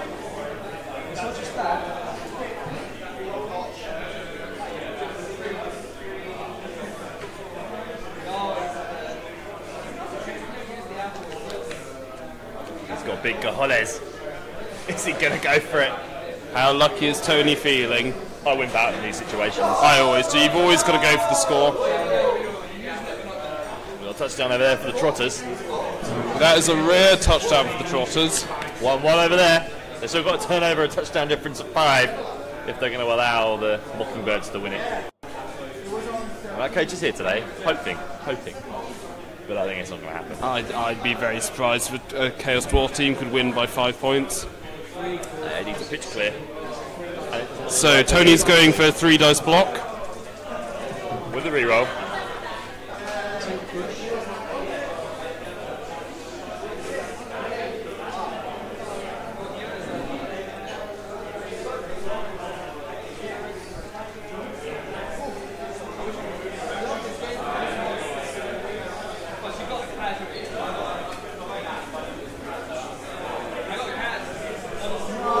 So a lot of contemplation. Going for a 2 dice now. Tony is gambling hard. Just pushes though. Is he aiming for the surf? I think so. It's coming.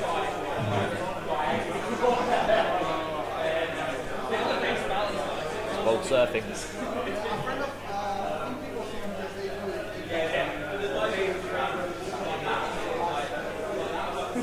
I don't think the surf is possible.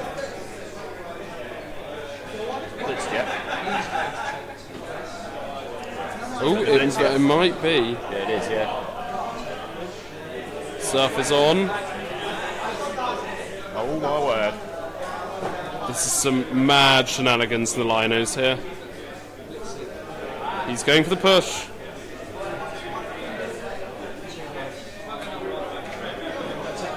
Push, player surfed. That was impressive. 4 blocks and a blitz. Casualty! That is a blitzer cased. Just the lineman. Just the lineman, I do apologise. But that is another bandit off. Touchdown! Touchdown,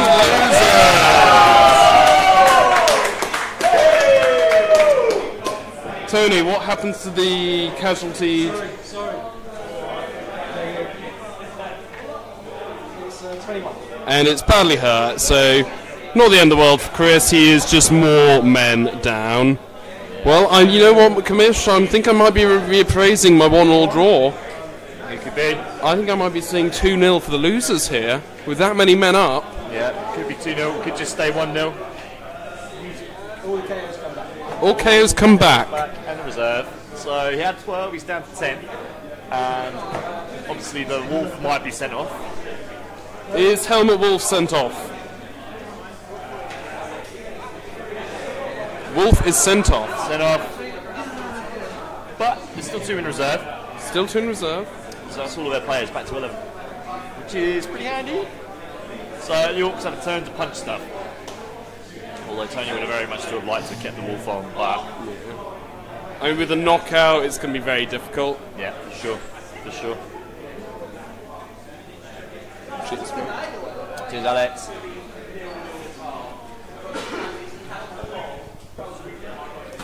Only 1-0 to the losers. So that is big news. I was not expecting the losers to score so slowly, or indeed so comprehensively casualty-wise. I was anticipating a turn 4 touchdown. He's set up deep, hoping... Well, in fact, no, the Bandits don't have a troll or a goblin. They're a rare orc team for that. So I think the Orcs are just going to be aiming to thumping some skulls here. Small update, the Weedies are 1-0 down. We're just talking to Paul. The Gits are 1-0 up, and the Weedies need to win this game to get out of the Cuckleberry zone. So we'll chat through this turn 8. Turn 8 for the Orcs as much as we can. Sliding the line with the Black Orcs. 2 with block. 1 is off. 1 blocker's off, and the lineman's off. Losers obviously have a reroll left, but it may not come into use unless we get a riot.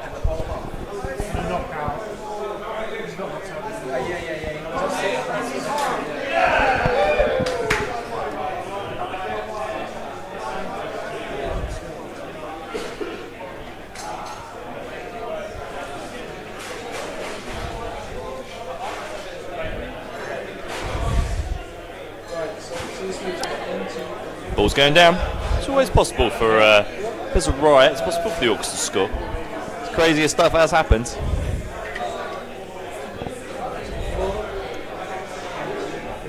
It's quite a favourable bounce. If this is a free, we go back a turn. It does not change the weather again. Weather changes. Does it change something different? No. Back to 9, so nice again. Bouncing twice.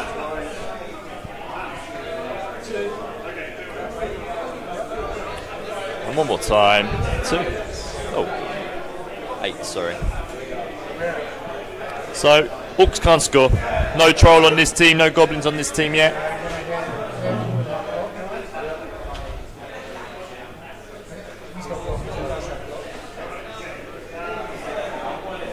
All the Orcs can do is unleash some punishment. Both Black Orcs getting involved. He's done a bit of a better job smacking him. Following up. But I'm afraid double 1s breaks no armour. Are you going to kill Nick's Cage?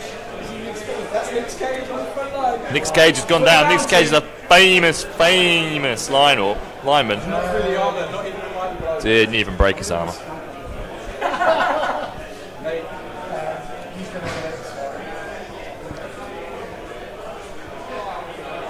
the Orcs managed to get 2 guys down. Oh. Double skull on the blitz. Does not break armour, and that's the end of the half. Well, we'll go back to a chat. Let these guys have a little break. Little toilet break. We'll let them go out of the cage. So, that's brutal. Considering the team's not any mighty blow, nothing, just literally just 10s. Flawless 10s. You can't fault that. You can't do anything about that. No. So all Chris can do, all Chris has to score in the second drive. It's score on turn 8. As I said, he needs a draw. It would deny Tony, and it would be brutal to do that, to turn burn and get an 8th turn touchdown. But he's getting himself into the knockouts. Yeah. What Tony needs to do is he needs to carry on that smashing game.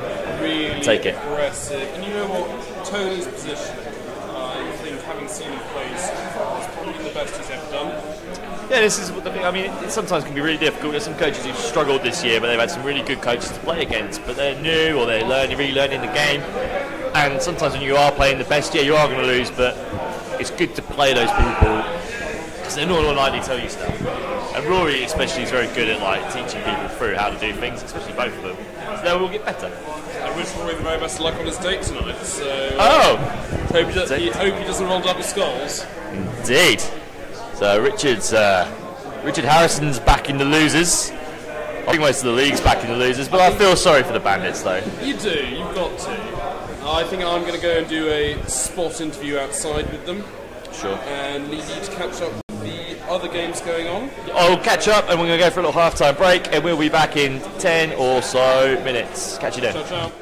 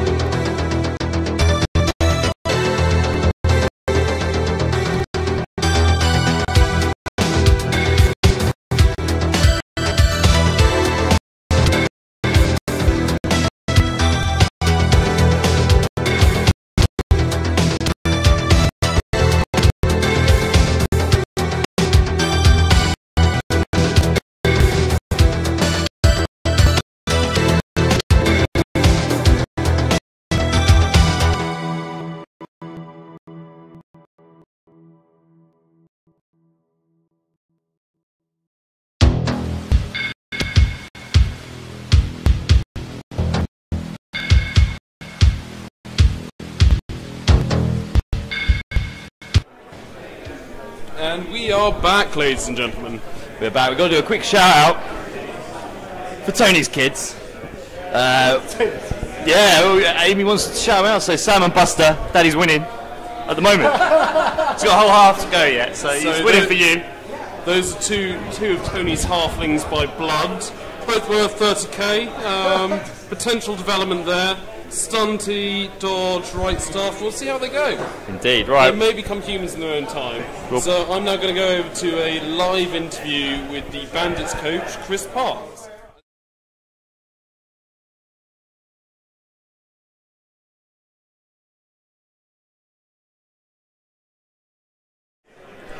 Before we go into the game, first of all, glad to see you rocking your Bandits badge. Thank you very much. Looking very good there. Yeah, I thought it might give me some luck. So, why did you choose to bring the Bandits back for a second season? The honest truth is because they're painted up. I kind of knew how to play orcs. And so, how was your DBL 17? It's been definitely a season of two halves. So the first 4 games I won 3 of the 4. Okay. This is DBL 17, right? Yeah, this year. Last year. Last year, sorry. I'm getting confused with the years. Just a quick count through your last year. Yeah, so the last year I got into the last 16, and I was beaten. Yeah, I was beaten by another orc team, James who is a great player. That finished a 1-0 defeat, but as a first season, I was very happy with the actual results.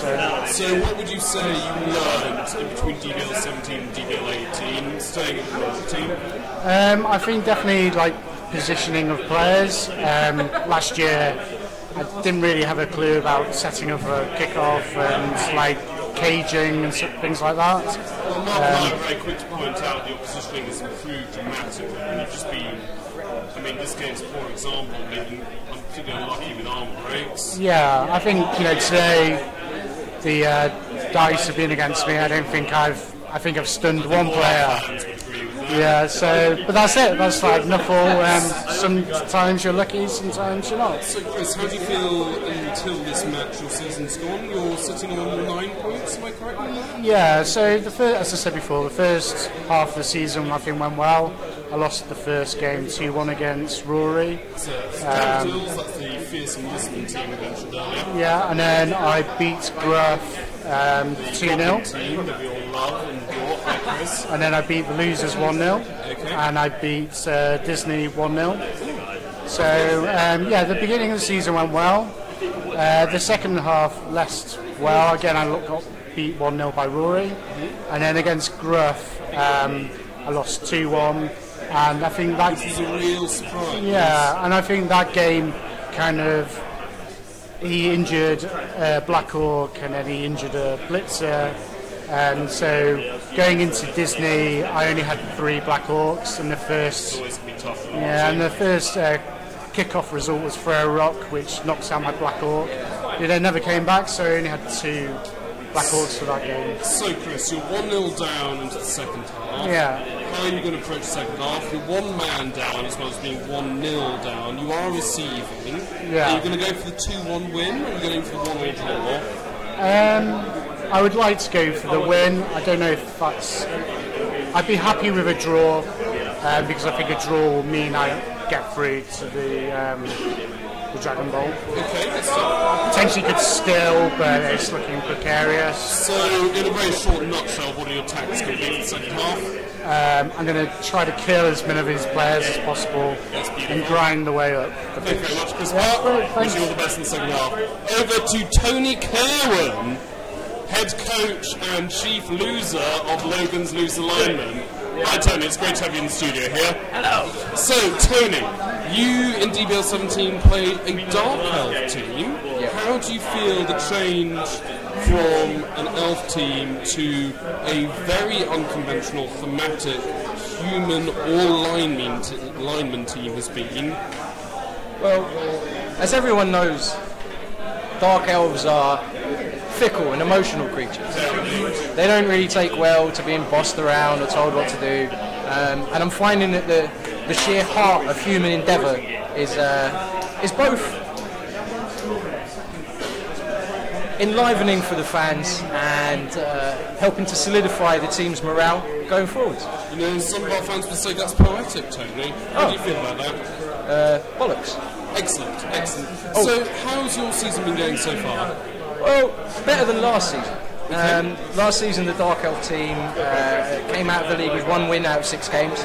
The losers so far, as human linemen, have managed 2 wins, a draw, and as things stand, we're ahead in our final game. So I'm already happy with how the season's gone so far. Fantastic. And just a couple of questions before you get back into the mix. So if you had a star player of the losers so far, who would you say that was? Oh, well, it's a tough question, Alex. I mean, all of the boys have done great this season. I've obviously got to give a shout out to the captain, who's been fantastic. Obviously the coach has been incredible.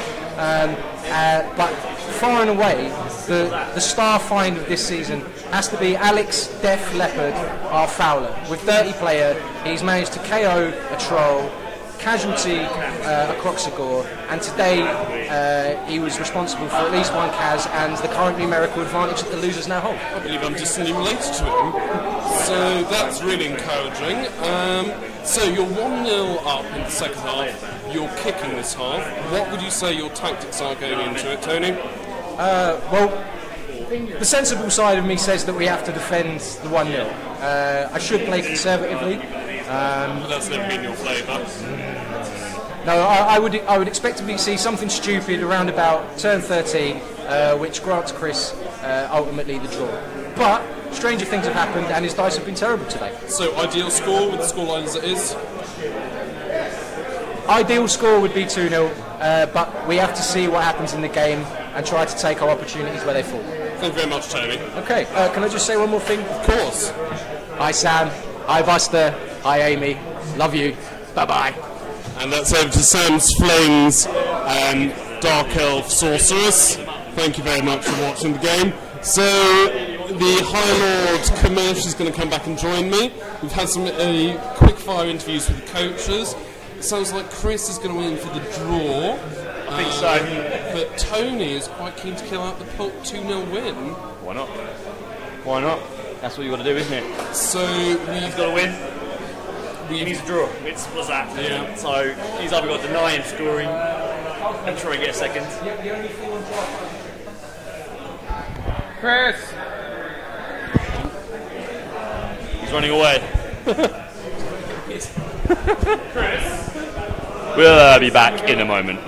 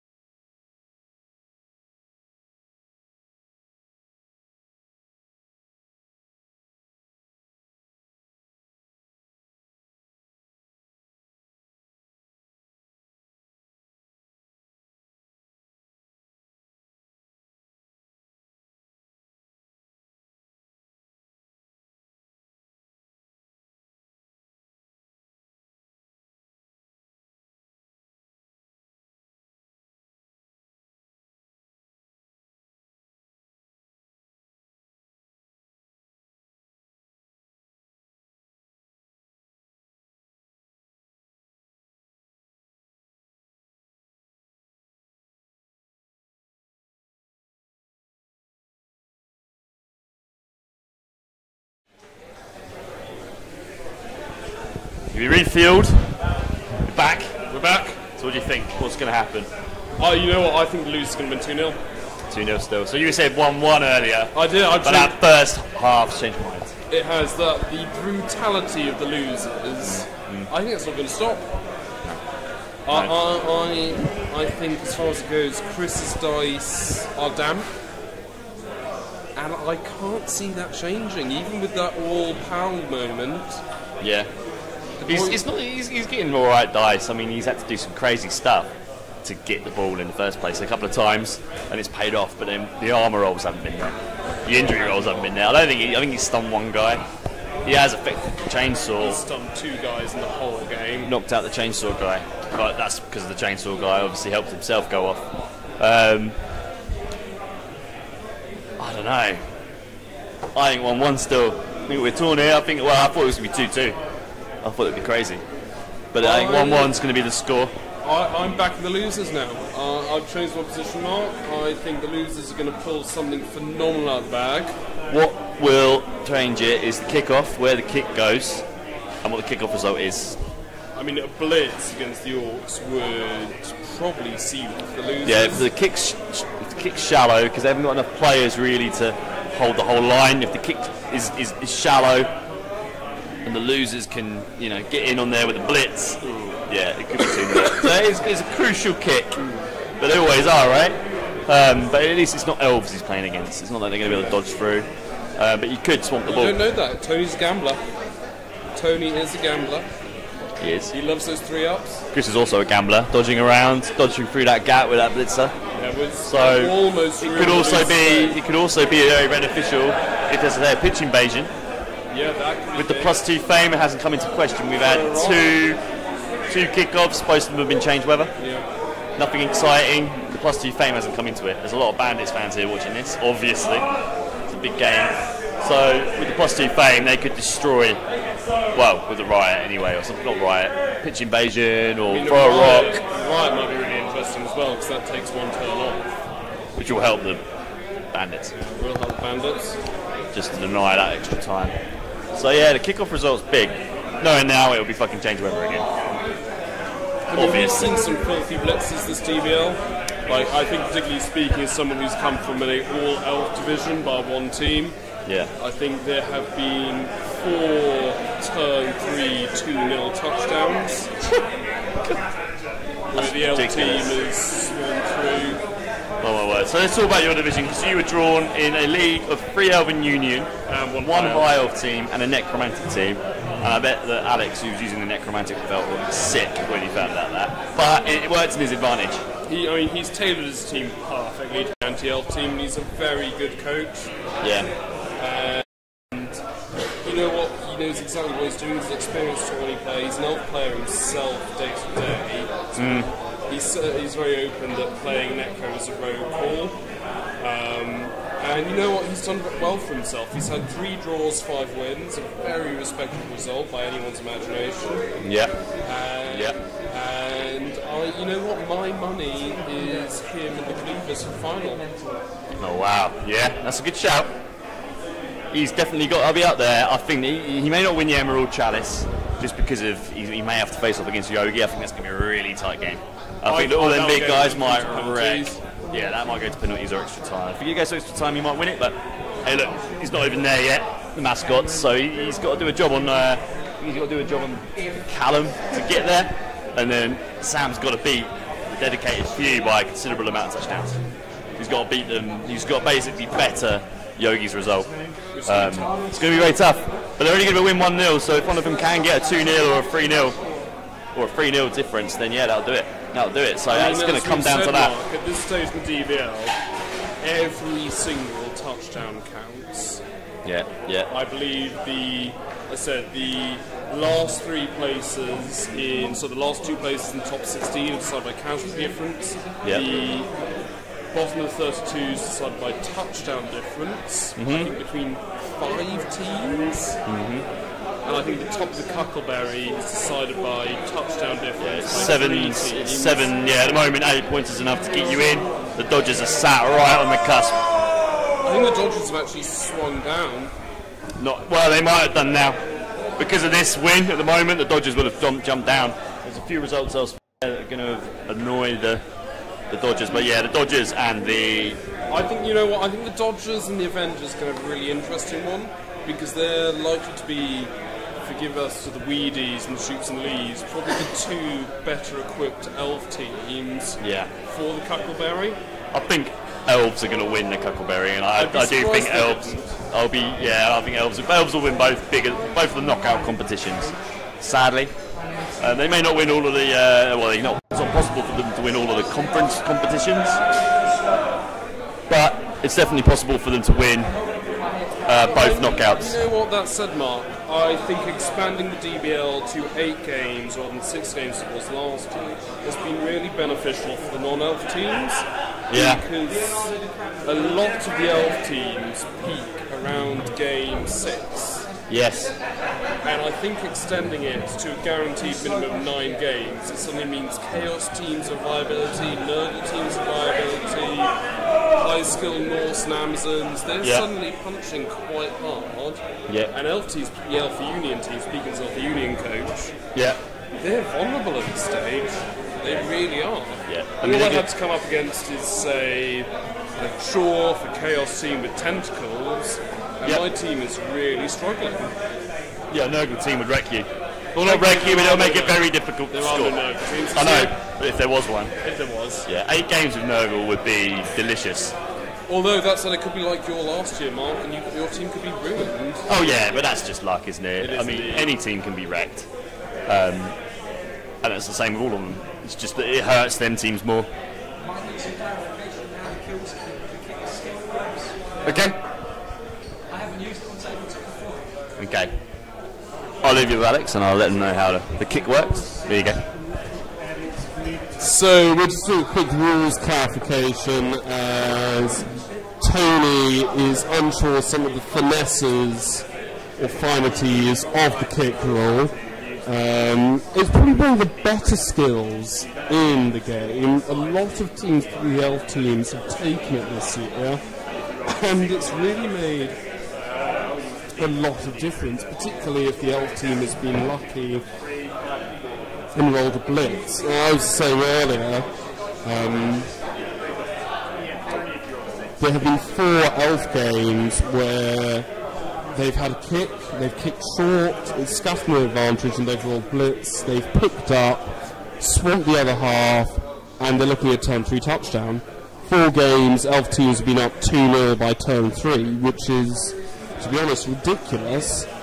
But I honestly think a good core of teams in DBL, if not more, now are coming with kick. I can't quantify that, ladies and gentlemen, but gut feeling is, looking at all the other elf coaches who represent 20% of the DBL, nearly all of them are taking kick. So it's a really big skill. Now, just to remind those who've just joined,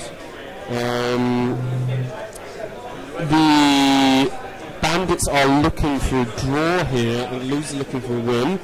The weather has been rolled again, and it is once again a lovely day for Blood Bowl. That +2 fame for the Bandits doing them no favours right now. Clearly bursts of cloud are playing havoc on the pitch. It's a good short kick from the losers. It's landed in front of one of the Orc Blitzers. Mark's destroying me again. So how's that brief interaction with the coach? Is there? All good. So basically we were just determining how kick works. Effectively you can place the ball wherever you like, obviously as normal, but you can decide once you've rolled the dice if you want to use the kick skill or not. Tony rolled a 4, so he halved it down to 2, but it was going sort of into the middle of the pitch. He could have gone further on, but he decided to use kick, basically landed central. Weather table change, rolled a 7 again, so that's 3 in a row. Change the weather, so I'll talk about the fairly low likely odds. Yeah, pretty unlikely, but yeah, ball's bounced around twice and now it's sat in front of that blitzer.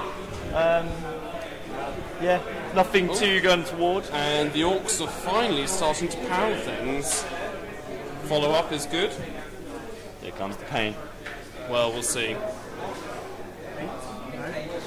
No arm break. Nick Cage. Now, Nick Cage is an interesting player. He's one of the few losers without an upgrade. But he does have a 50k bounty on him, placed by Tom Loyne of the Disney All-Stars. He wants him dead. Nick Cage, as a player, has taken a pounding. I seem to recall 2 casualties against him and 3 knockouts. And despite the 50k bounty on him, he has yet to suffer even a serious injury. The man is unkillable, just like his box office records. He's incredible. He's relentless. but he won't die. Which is probably the truth of the real actor as well. It really is. You know, they say he's past his prime, but he just keeps coming back. Love the man. So the Bandits have picked up the ball.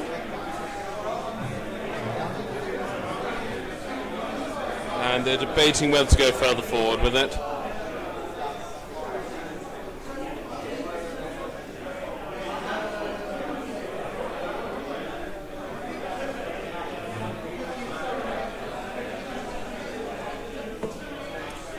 A lot of thinking from Coach Parks here.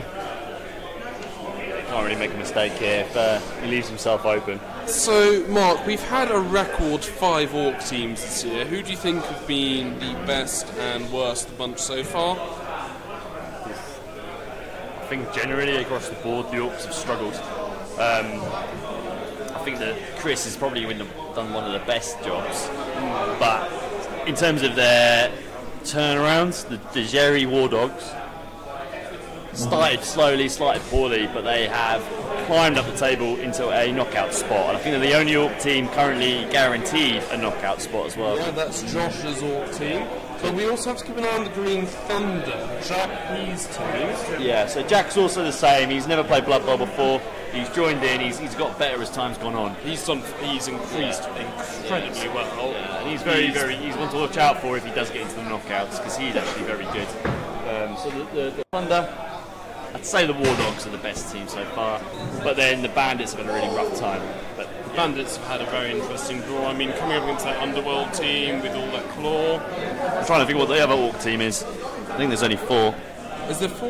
I thought the Clark's Crushums. Yeah, the Crushums are in a struggle. The Crushums are playing tonight. Right, if they get a win, that could see them into the round of 32. I do have scores from around the grounds. It's currently 0-0 over there, but the Orcs have been held on their drive. They could not get the ball into the end zone after 8 turns, so the Dark Elves now have a drive to get the 1-0 winner. Well, that sounds like likely for the Dark Elves. 1-1 between the Trotters and the Barbarians. Not what the Trotters need. It's 1-0 to the Warband against the Nasties in the UU, and it's 1-0 to the Gits. And I believe it's still 0-0 between Chosen and the Thunder, which is beneficial for the Thunder team. The North. Is that a friendly? The Thunder and the Chosen, no, that's a league game. The winner, well, if the Thunder draw, it's a divisional title for the Thunder, and they'll be playing against the Swifts, and then it's 1-0 still to the Javelins. What's that?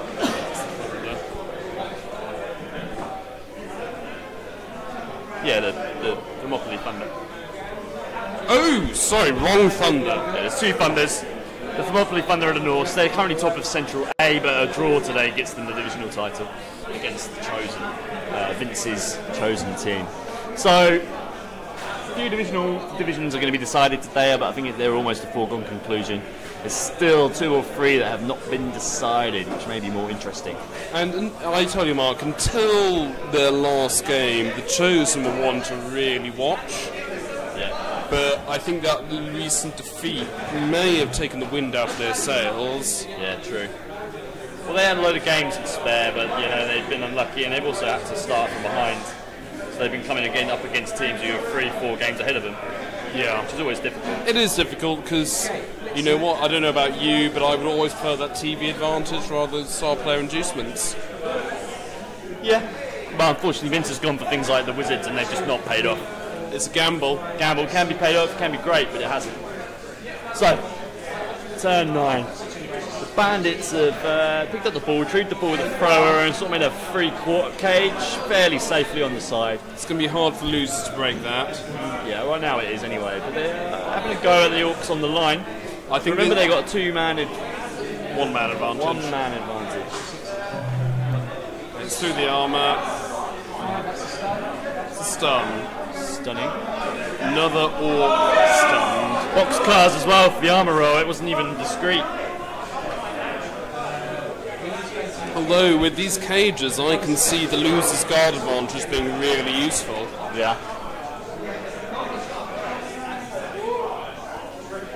See if there's a touchdown for the Stumblers over there. I'm going to go good stuff.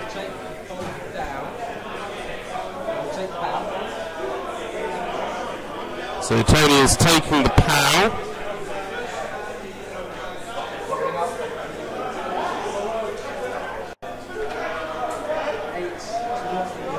Not an arm rig, ladies and gents.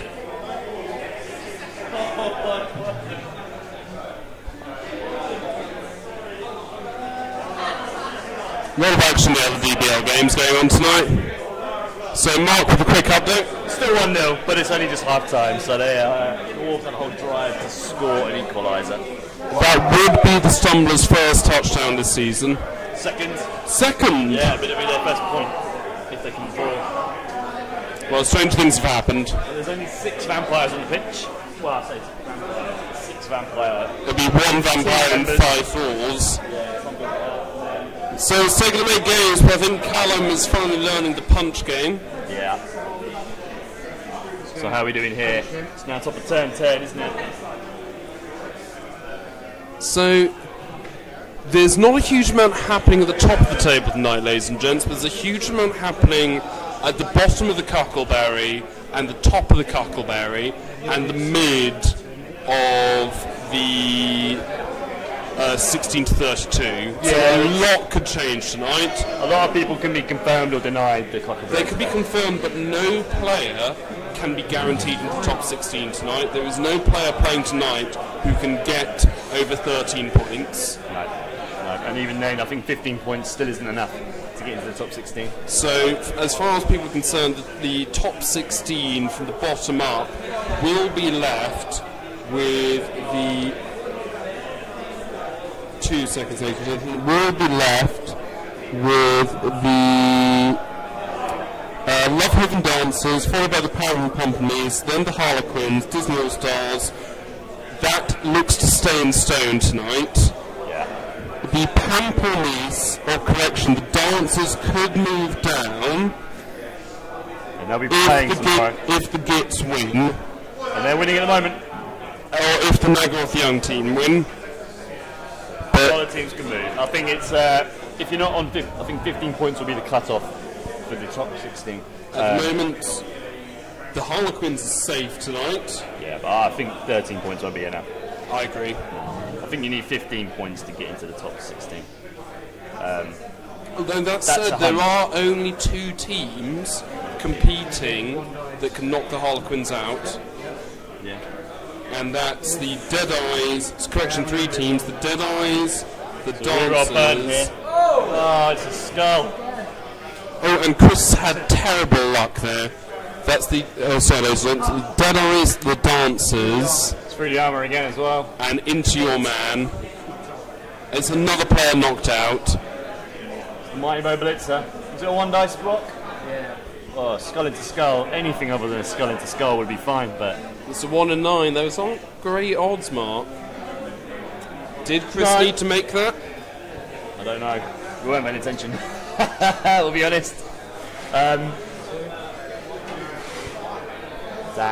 Chris Cage is safe to a point. There's nobody on the cage. Yeah. But it's just another man down for the Orcs.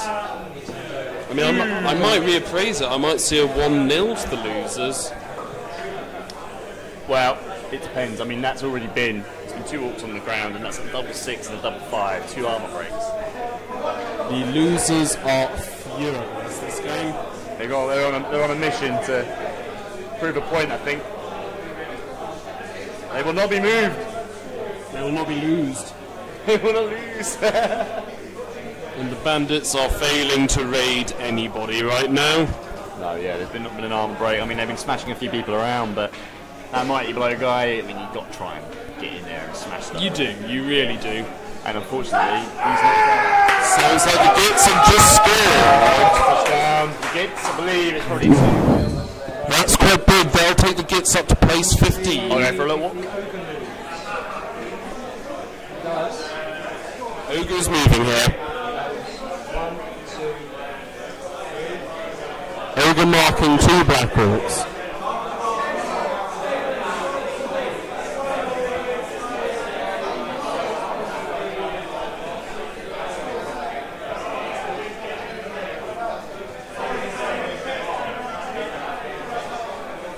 So Coach Tony here, just plotting how he's going to break that cage.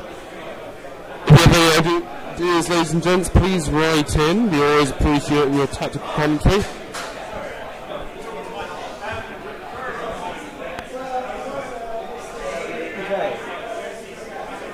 So it looks like the losers are about to do some intense punching here. A lot of strain on Coach Tony's face. He knows he has the game in hand and it is his to lose.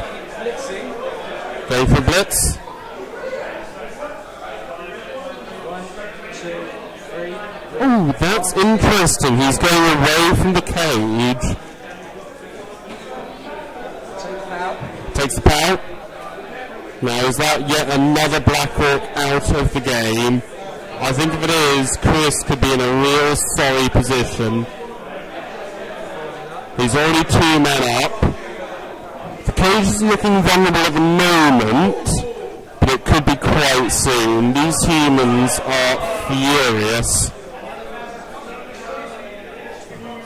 Finish blitz move. No arm break, that's a rarity from the losers. This armor 9 doesn't seem to be worth its money.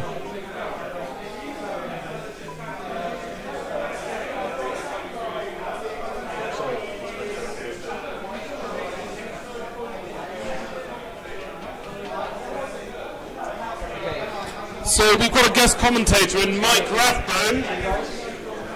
So Mike, you've been commentating on the Javelin Stumblers Deceased game. How's that been going? Well, it's been a tricky game for both sides. The vampires have managed. Sorry, fans. For those who don't know, Javelins Deceased are a vampire team, and the Stumblers are a dwarf team. And this is for the race to the bottom. The losers have. Tony, is that a POW? Losers have stunned another orc. Back to Mike. Well, it's been the vampires have been doing very well. It looks like the dwarves will be able to take it, but due to some excellent positioning by the vampires, they put the dwarf runner just out of range. No possible score. Half-time score, 1-0 vampires. But the dwarves, despite the fact that Ikal, with his death roller, has gone off, they look to be winning the casualty battle. So, Mike, you're almost guaranteed to be in the top 16. Well, that's very kind of you to say. Scores looking promising. I like it. How do you feel we're doing DBL overall? Pretty poorly, I'm afraid. Is your next game like to be your last, or? Well, I would say that my last game I got thoroughly trashed. Despite winning, I have rather too many missed next game pieces. Ooh, that's big. Yes. It's late in the season, that's big. I know, I think that the next game could be my last.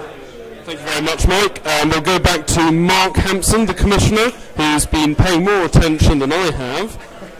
To the game. Thank you very much. Thank you, Mike.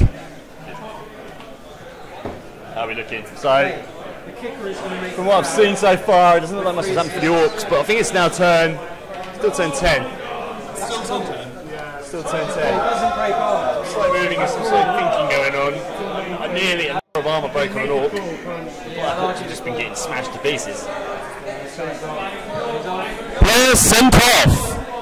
First loser sent off. Coach is gone as well. That was the kicker. Kicker's gone. Kicker is gone. Kicker's gone, coach sent off, so no more challenge of calls. That's big. But that will not stop Tony fouling by any stretch of the imagination. This man is a dirty deviant. He loves kicking the players in the plums like no one else does. I've heard Tony is not happy unless he has the satisfaction of a squelch of another player weeping in agony. The horrendous wheezing that comes with it. There's only broken joints which don't have any bones that can make that sound. Rumours of my sadism are greatly exaggerated. Rumours of his sadism are not greatly exaggerated. I do apologise, Amy. Okay, turn 11. How many rerolls do the losers have? Still 3. Still 3. Still 2 for the Bandits. Top of turn 11. They are going strong on this left flank. Yeah, so that sending off is slightly crucial.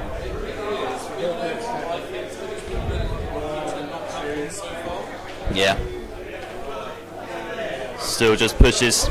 Wet pushes, you'd call them. Do that well? Is there dirty blood rolling going on?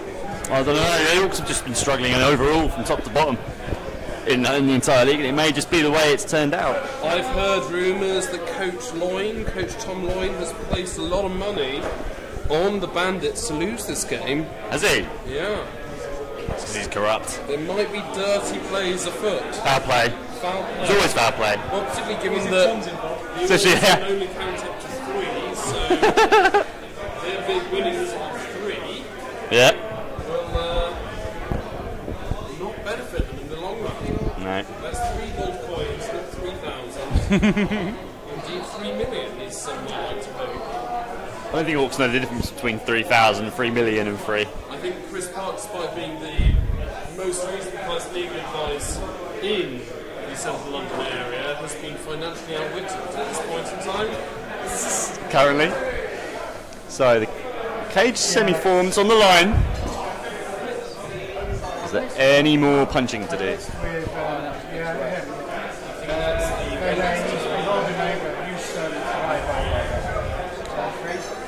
Top of 10-11 for the losers. That's all the losers play for. Yeah. So we'll come back into our quiet hole. There's a potential block on the cage here. Could potentially be a blitz on the cage, but not so. He's feeling really cocky. He could potentially blitz the ball carrier. Yeah, that's what I'm thinking. It's definitely possible.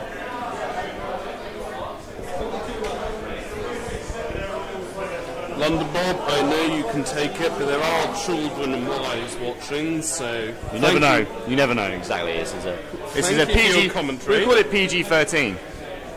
That a thing? That's a thing. 13, if discretion advised after 13. Any hobbits that may be watching, their daddy is doing very well. I think they're long in bed. While they're all tuckered after their extra feast. Yeah. Right. We've got some stuff going on to it. Just checking the tweets. Any messages? Really, I haven't seen a look of concentration on Tony's face. It's hard to tell whether it's constipation or concentration. The amount of focus needed is the same. Yeah. Okay. So. Losers moving up to encircle the cage. Yeah. There's a blocker moving. Yeah, blocker moving around the side. He's not fronting up the cage though. Losers going for one all win. They're going to go for the initial stop. No, there's no guarantee to that yet. Here comes the power. It's been relentless. It's been relentless. Point of case, ladies and gents, the losers have only gotten 2 pushes in every single one. Nearly another armor break as well. Another arm break. Nearly. No, not really. That was a bang on a 9. It's hot.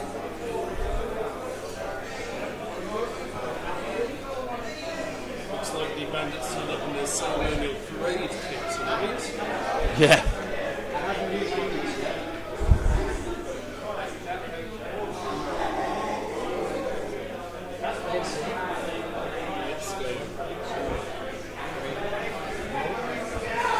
Here comes the blitz on the blitzer. Orc blitzer on the side. Howes again. Doesn't follow up. No armor break this time, but the cage is open.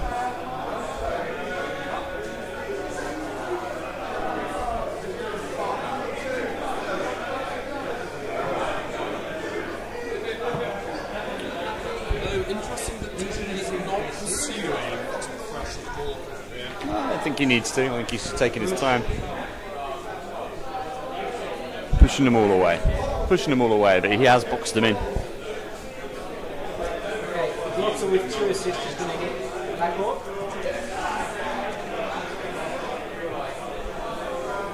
It's Tony's third push. We're going to take a re-roll. Tony's using his first reroll. I think it was double both down. Take a pow. Yeah, into a pow. Reroll goes. Following up. 9, that's a no. Still hot though on the 9s. Any other team would be weak from this. Aside from draws, of course. I'd be weeping. My whole team would be gone. Likewise, now the Union coach. Yeah. Big man's on the move. He's moving around. He's fat and ugly and loves it. There's Mate blocking that hole up. He's been a good job. He's played at him once. Wasn't at a crucial time, but he's never really done anything wrong so far. He's not done any bad blocks, not done anything silly. He's just being there. I think that's the most important thing. Yeah.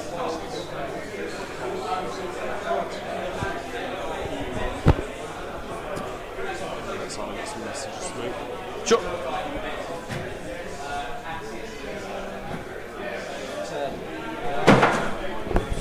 I do need a quick meeting. So that was yeah.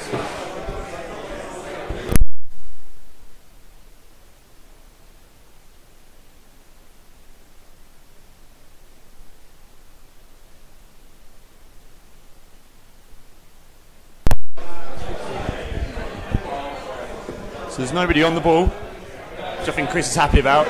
Could have easily loaded the ball there and got about 3 tackle zones on him. But instead of doing that, he's kind of stood off him, which does give Chris a chance to kind of, well, gives him an opportunity to re-cage. But will he do it, and where will he do it? That's the question. There's pillar defence going on for the losers there.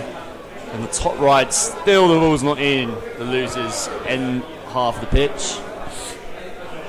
Bandits going to have to go for something bold, or they can just keep on plodding up. But at the moment, it's 9 against 10. So a little bit of luck change, a bit of a change in punching. It could go back down to a 9 versus 9 game. There's a few orcs still fronting people up. There's a black orc on the side. There's potential for some more damage, but it's going to have to happen quickly, very quickly. So we're in our DBL itself. We're in our 4th season. At the moment, the guys are just taking a break. We're in our 4th season. The first season was for 2015. This is 50 coaches this year, as we have previously mentioned, but for those who joined us late, 50 coaches. It's a big old season. Everybody plays 8 games, as we've been mentioning. There's the 5 conferences, 2 divisions each. Everybody plays each other twice. That's effectively 10 per conference. It's a hell of a big deal.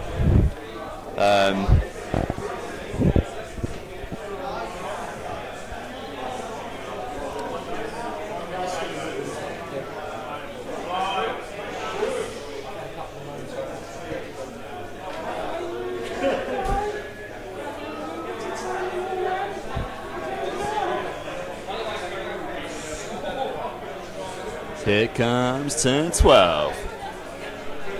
Bandits got to do something bold. Get up there. I think he's just a standard blitzer. I think the Dodger's still around somewhere.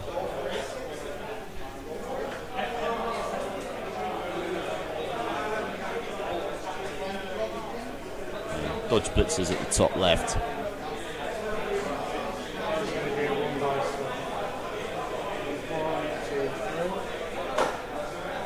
Here it comes. Dodge blitzer with a 1 dicer. Rolls a push. It might be okay.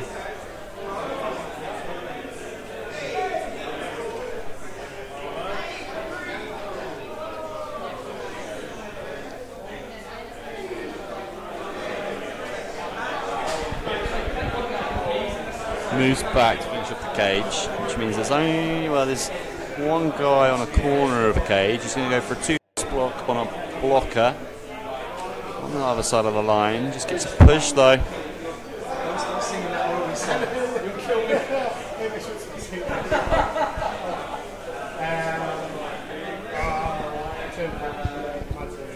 That's the end of turn 12 for the Bandits. It's tough, it's effective, but still cage may not be safe here. Turn 12 for the losers.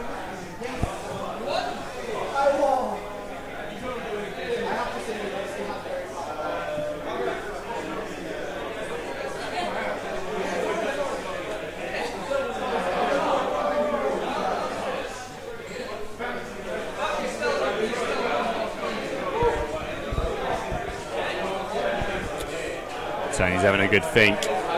Is there a way to get the ball loose?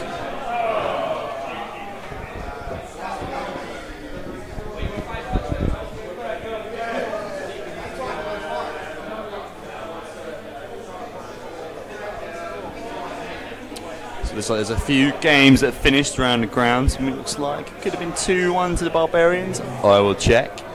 All the other games are still going, including the UU game. The other North B game still going on. Likely Lewis will get that for 3 points, unless the Crushers can hold him to a 0-0. We'll get results as they come. Bandits coach taking a comfort break. Having a nervous wee. I think he hasn't. He's having a nervous wee. So he's considering how to do this. Considering if he can get the ball. Seeing if he can get in that cage and cause some problems. Or if he wants to sit off and just let them come at him or try.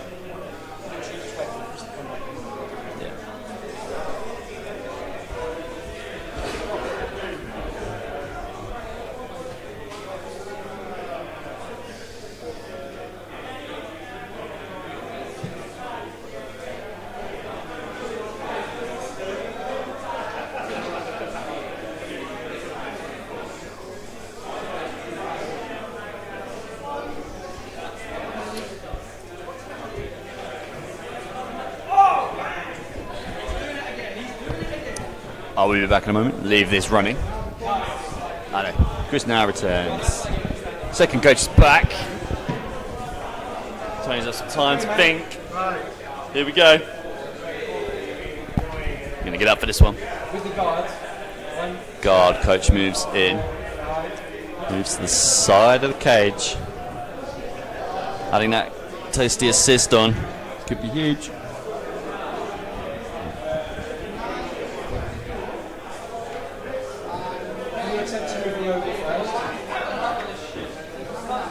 Big man moves. Ogre's on the run. Runs into the side of the cage. He does. He's fronting up the line orc at the back of the cage there. So we're getting very tight at the top of the screen. Okay. He is going to hit him with the guard assist, and he's going to hit him with the guard assist. 2 guys. Double pow on the blitzer. And that's the, no, it's not the dodger, just the standard blitzer goes down. Double pow though. It's been relentless. Doesn't follow up, stays away. Straight through the armour. Stunning the blitzer, wow. Oh, I've never seen so many 10 pluses in my life.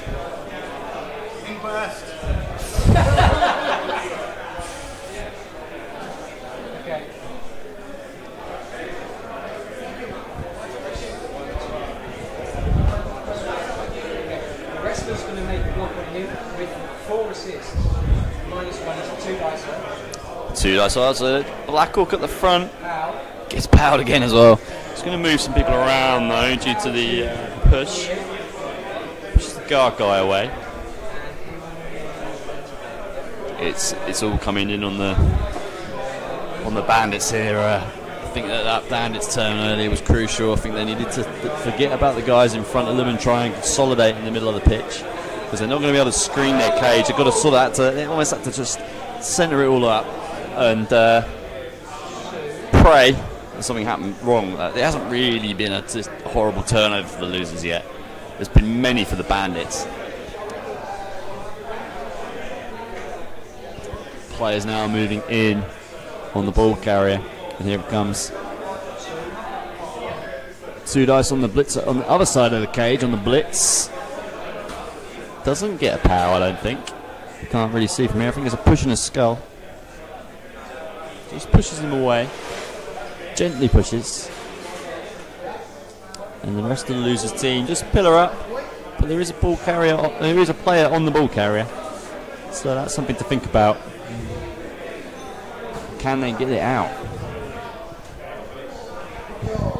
Pretty much everybody's moved, other than the players on the left flank.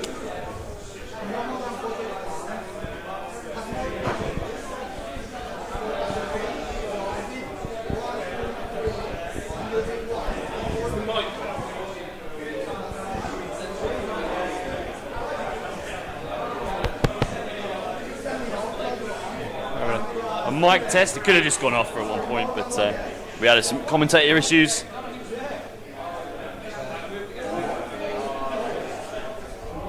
So I'd just like to give a quick shout out to my flatmate Naomi. She's currently deployed with the British Army and is going to be the first female DBLer for DBL 19, bringing in the Lisbon team, the Reptile Dysfunctions. It's a classic one. She's really looking forward to it. She's tuning in from her deployment in Eastern Europe at the moment. All right. Welcome to the madness. So yeah, hope you enjoyed the madness, Smelfy. We've got 4 more turns remaining. There's it's going to be hard for the. Ooh, I don't know if it's going to be hard. It's going to be interesting. Yeah, the Orcs tried to do some hits, got lots of pushes, didn't break any armour, and now the losers have been able to sort of monopolise the ball. Nick Cage goes down again. Nick Cage is down. Goes through the armour. Nick Cage is cast. Please die. Is it badly hurt? Badly hurt. Nick Cage is badly hurt. That's the 3rd badly hurt he's had. He doesn't know what to do. So my flatmate Naomi Smell, recently single, would like all the watchers to know that she is fit. Her words, not mine. Many of the DBLers are, I'm going to say, happily married or engaged, but I'm sure the fans watching will appreciate that a single female army officer is physically attractive. There are a few singletons. There are a few singletons. Phil is, of course, proverbial single. I mean, the man is made of single stuff. In brackets. In brackets. So, Bandits have just blitzed the loser who was on the ball, but now they've got the problem of trying to get that ball out of there safely, and there's barely anywhere for it to go. Yeah. There's going to be no cage here, it's going to be balls to the wall, one man on his own. Blitz has come back around, allowing a little line or potentially to block that. So he's got to try something crazy. I think I know what's going to happen here, but I'm not going to mention it. I'm going to say it. I think I know what he's going to do. I think I can see it as well, Mark.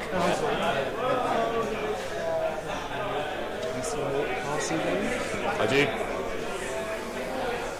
How lucky does Chris feel? It's a little push. Yet another push from the Bandits. They've been just pushing left, right and central, although they are numbers equal now.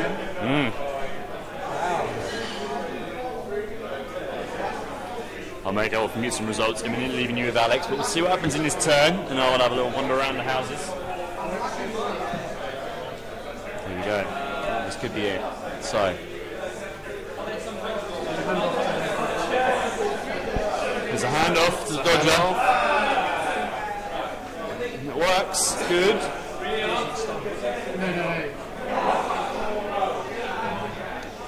So dodging Blitz has got the ball. There's a handoff.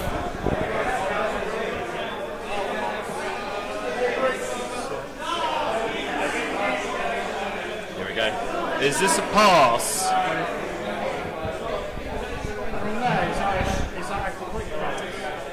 Flip your coaster over.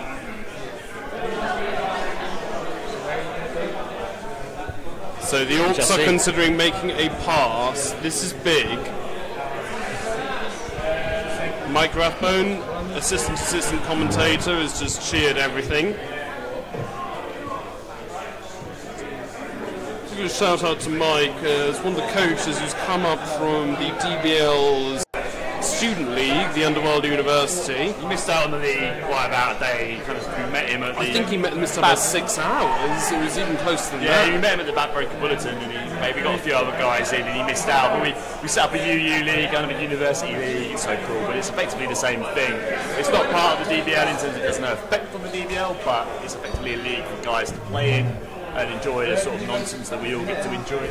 And it builds coaches, and there's, as I said, there are rumours of the DBL going up to 64 players next year. Sorry? There are rumours of the DBL going up to 64 players next year, so we'll see what happens. Who knows? Here comes the pass. Here comes the pass. Pass is not good. Pass is not good. Reroll used. Pass is good. Pass is good to catch. Catch is good. Catch is good. Completion. Orc passing game, ladies and gents. You do not see that very often. Please put the dodger. Yeah. This could be big. Are the losers going to be able to scramble enough players back quick enough? You've got to remember that the lineman's only moving 5. Depends which way he goes. Is he feeling really bold and goes to the middle? Oh no, Chris is leaving him open. Going for the dodge and it's a failure. This could work really well for the Linos. Yeah, that was a massive mistake. That really was. The lineman should have moved first. I don't know where he could have gone. Probably could have gone 1, 2, around the side. Although that said, the Linos had to make dodges all the way to get there. Yeah.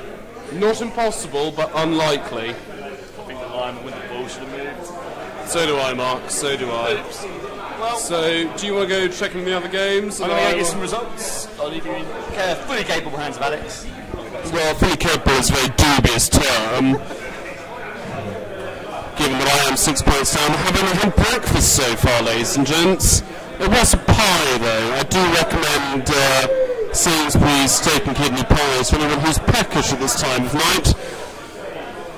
So the losers rolling back quite rapidly to cover this New York play. I would say it was a rugby pass, because technically the ball has gone backwards. It's going to be hard for the Orcs to score, because that player is movement 5, and he does have 14 squares to go to score his touchdown. So that's, if he makes it, that's 3 turns lucky, but it's going to be bloody difficult. Bloody difficult indeed. If you have any suggestions what the Bandits would do, please write in. We'd love to hear your tactical calls, ladies and gents. So losers swarming back. I'd be wrong if I thought the losers weren't playing for the 1-0 win now. None of them are deep. He's looking like he's just going to stop the scores. Doesn't seem to be any elf shenanigans planned. Coaches had an intense interaction over what play was better.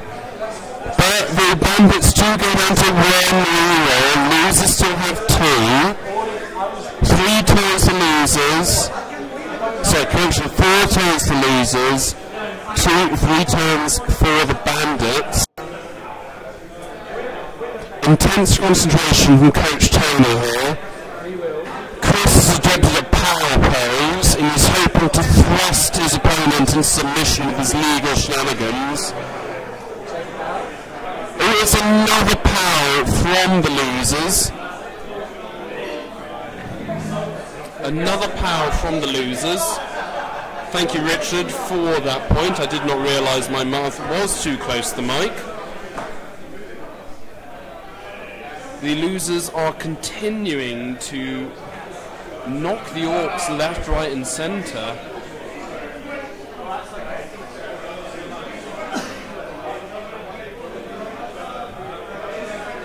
And thank you to London Bob for the same point. Much appreciated.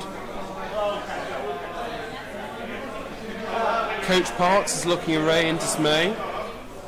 Has his genius tactic to score the touchdown been rumbled? Ogre attempt to move the ogre. Oh, and we have a star guest commentator in, Mark Snatcho. Do come and join us here at the Thunderdome. Will people understand my English? So, Mark, how's your game gone? Mark is playing the Sinforosa Trotters, a Chaos Dwarf team. 2-1 for me. 2-1. Well, you won 2-1? Finally win. Well done, Mark. Yeah, after 5 matches, not too bad, can't complain. Lucky done. So Very how bad does balls. that place you for the knockouts of the Cuckleberry? Top of the Cuckleberry. Top of the Cuckleberry? Well, you know what? I may win it. Have you got any games left to play? No. No games left to play? Well, top of the Cuckleberry, there are worse places to be. Well, I hope not. And how's your team looking for the Cuckleberry? Very good. No major injuries. Good money. I may have to win another reroll. I have to buy another reroll. I have guards, the Minotaur, good centaurs. Yeah, all the dwarves are there for another match, another level up. Yeah, can't complain. So going back to the game, the Bandits have knocked another orc over, no arm break. So Mark, just coming in as you are, seeing the scoreline 1-0 to losers and the positioning of the players, how do you think it's going to go? The Bandits have 3 turns to score, the losers have 4 turns to stop them. The losers have just rolled a skull, they're using a reroll, they're down to 1 reroll left. Over to you, Mark. Well, Chris told me that he hasn't break any armor so far. He's only broken armor twice. So Correction, 3 times now. 3 times now. Okay. With a little bit of luck, I think he could draw. Okay. I think so. Where is the ball? The ball is on the line there. 3 turns. 3 turns. He has 4. Okay, over to Bandits, turn 14. So, Mark, how do you think you're going to do in the Cuckleberry, now you're confirmed in it? I don't know how I'm going to do. I'm going to try to do my best, to try to win another match, just carry on in the competition.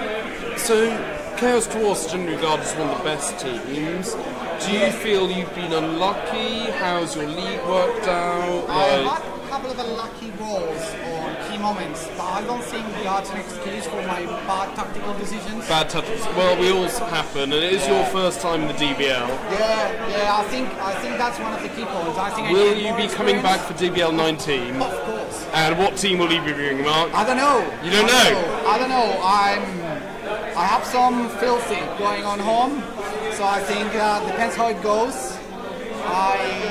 I can be surprised. I'm looking forward to it, Mark. Thank you very much to Mark. Thank you. Good luck. Thank you to Mark Snapshow there. So back to the game, ladies and gents. The Bandits are plotting. It's going to be difficult for them to get into a good position here. Everything's pretty vulnerable. If I was an orc coach here, I would not like my team this spread out. But equally, the Linos only have a minor movement advantage, and they're probably going to struggle here. It's difficult. And Mark Hampson is back in the room after collecting some results from the other games. Yeah, we had a few full-time results. So do fill in for fans, Mark. So the Warband won 2-0 in the UU, and the Trotters won 2-1. Which, as we said earlier, just interviewing Mark Snatcho, was big for the Trotters. That's their first win.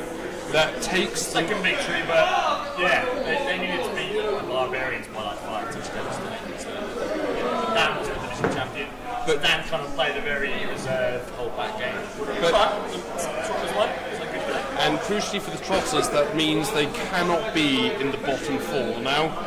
No, true. So they'll be in the Cuckleberry regardless, but they're involved. Well, Mark was saying he's got high hopes. The Cuckleberry is looking that his team is fairly skilled up now. Yeah. And he's keen for the next DBL. He wants to come back all guns blazing, as they say. Yeah, sure. How are we doing over here? Turn 14. Yeah, Mark's doing really well. I mean, he's unlucky in some cases, but sometimes it just can't pick up the ball. A 4-up's a 4-up's a 4-up, as they say, and sometimes you just don't get those You don't get the days. 4-ups. Sometimes it's always tails. The ball's been... You've just been moved. I'm guessing a lot of guys must have dodged away to try and... Not actually, there was a lot down. So the ball is on the bottom right corner. A lot of players on the right side of the game today, ladies and gentlemen.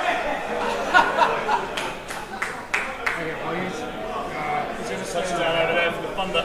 Lionel has moved right to the edge of the pitch. Being guarded by Blitzer. It's all on here. That Lionel's got to go for it. Oh, he's failed the dodge. Oh, both down even, not dodge. No arm break. Smashing a guy down. Oh, not both down. Sorry, I cannot see, ladies and gents. So that's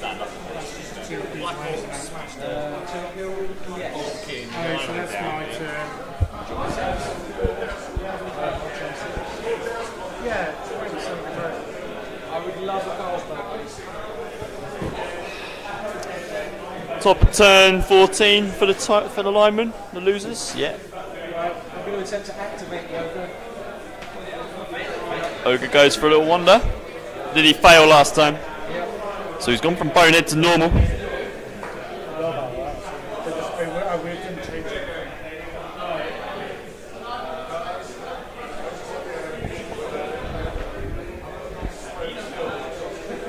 The draw's still on here. The ball's been switched. It all depends on where Tony puts his guys now, and if there's any turnover.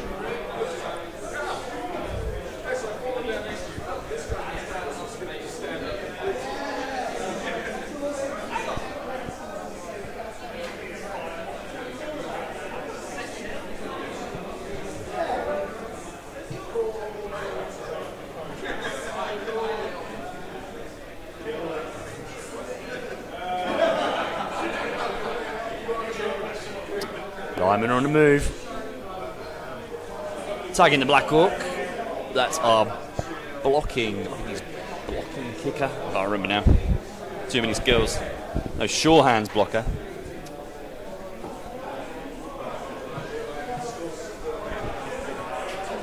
Yeah, sure hands blocker.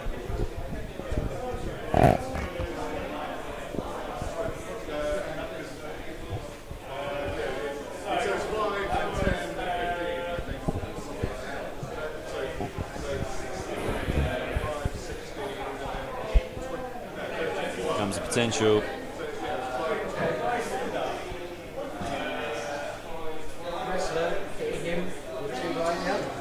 So 2 dice on the blocker, 2 dice on the line. Black Hawk takes him down. How's the Black Hawk? That's big. I think that now allows the blitz on the ball carrier. There's Morikama shaking his head, he can't believe it. Where's my 10's gone, he's saying.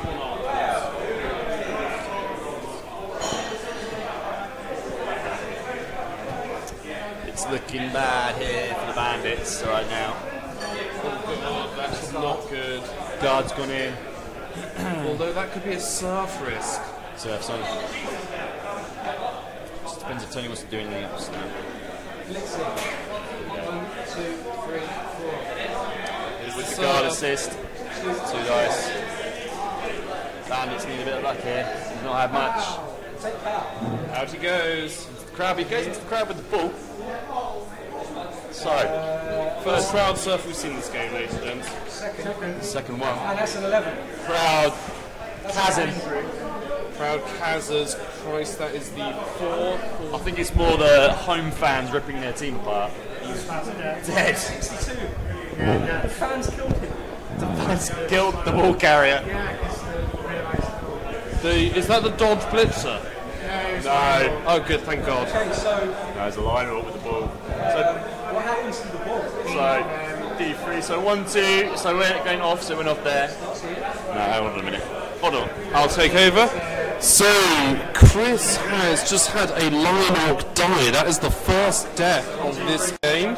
We love deaths here in the DBL. And the ball is going in for 9 spaces. Big throw from the crowd. And they're going to bounce. This could work out for the Bandits, weirdly enough, because all the linemen have run south. Although it looks... It's going to be hard, because those are like Black Orcs, but it's not impossible. So yeah, I don't know if there's anything else left to go on that side either. There's a fumble somewhere. Fumble somewhere in the midst. Looks like the Weedies are going to fumble. I think so. More than likely. There's one line to move. Here. I'm going to take the 1 dice here. This is massive. This is massive. Push. Turnover. The ball could not have landed in a better place for the Bandits. 2 turns to score. Could have gone that way, yeah. 2 turns to score for the Bandits, 1 re-roll left. Do we see The losers have used the reroll somewhere along the lines. Let's take that up. Do we see a very rare Black Hawk touchdown on the cards? That's correct. I think that it's got to be the throw. It's got to be the throw with two turns left. So they've got to get that ball to him somehow. He's the one who can actually make the move to do so. I see a way. I can do it too. It's been very favourable for the Bandits here. Can they roll the 3+ required? It's going to be hard. Not impossible, but hard. It's actually not as hard as I thought it was. It's slightly easier. Oh, that's the thrower. I thought it was. Thrower is alright in the end, right in Tony's half. There's a blitzer far top right, very top of the screen. There's a lineman just behind. There's and then there's there's one Black Hawk one side of the ogre and a blitzer on the other side of the ogre. But that is all there is left on that side. So in the process of getting the ball back, the losers have completely left themselves open. Oh no. They can, in theory, sack him. It's going to be bloody difficult. There's a lot of going for it. Depends where the ball goes. Yeah. If Chris is smart, he can stop that. We don't talk too much on it. There's a possibility to make sure that ball carrier is safe. Safe for this turn, not the last turn, though. Well, The Bandits only have one Of more turn course, after of this. course. There's if that ball gets into the hands of the thrower, it's 1 point. But No, not necessarily. No, there is a way that the losers can stop it. we'll see.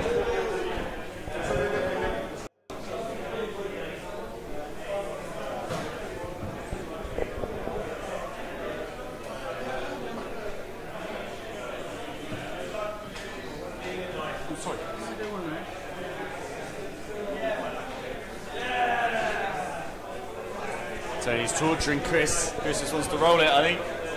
He wants to roll it. Tony's back. He's coming back. This is big. Here we go. Is my original prediction of 1-1 going to come true? Through general Blood Bowl nonsense as well. Which is the best kind of nonsense. Exactly.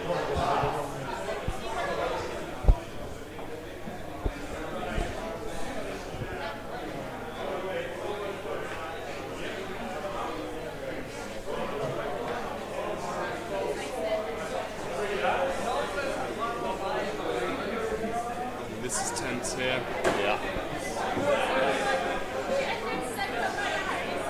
This re-roll is critical. Yeah, rerolls very yeah. He's got one. Still got one. It's big. You know, it's rare that we see moments like this against. Sorry? It's rare that we see moments like this against two so Ball has been retrieved. Hand off. Comes the hand off. Fails. Re-roll. The reroll's good. I think this is 1-1. How lucky does Chris feel? I mean, we'll talk about it afterwards, I think. But at the moment, that's pretty lucky. I mean, if it were an average roll of a 6, 7 or 8, I mean, an 8 would still have been quite beneficial for him. I think we'd have had to have gone for it to, there we go.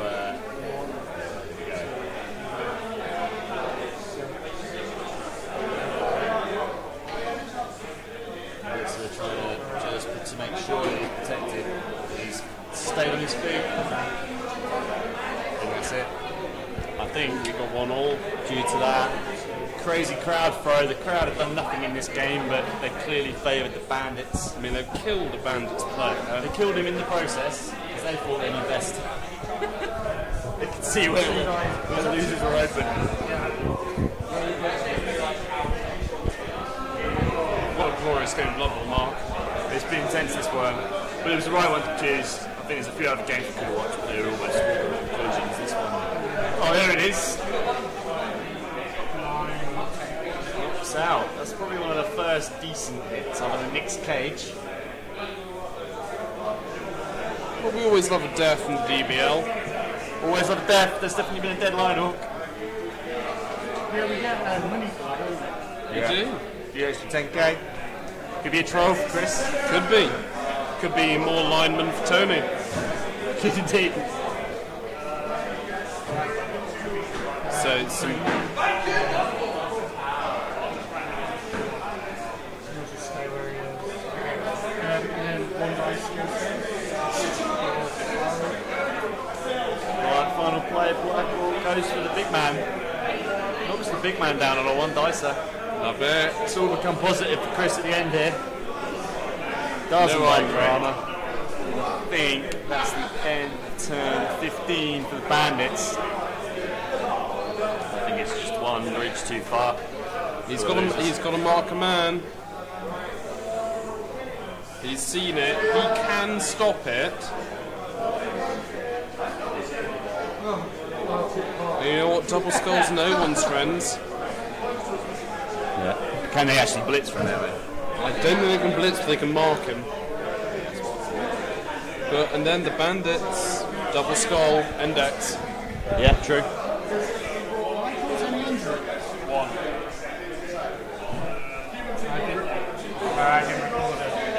What's that? The guy who hit Nick's cage? Yeah. I don't remember. I know it was a Black Hawk. Hi, Matt. 1-0 to lose.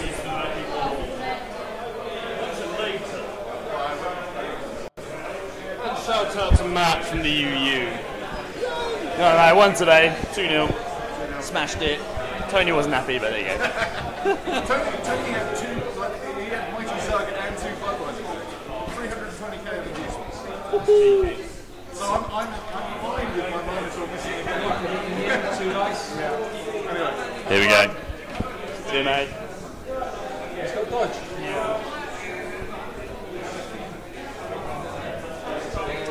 It's a hit on the blitzer with dodge. Pushes him away. And the losers gambled too hard and too fast. I'm still expecting some more nonsense in this game. I don't know why.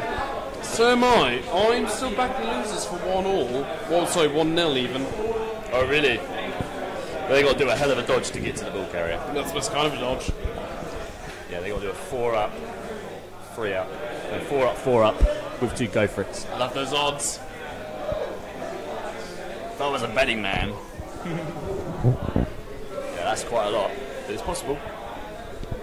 Depends how much Tony believes.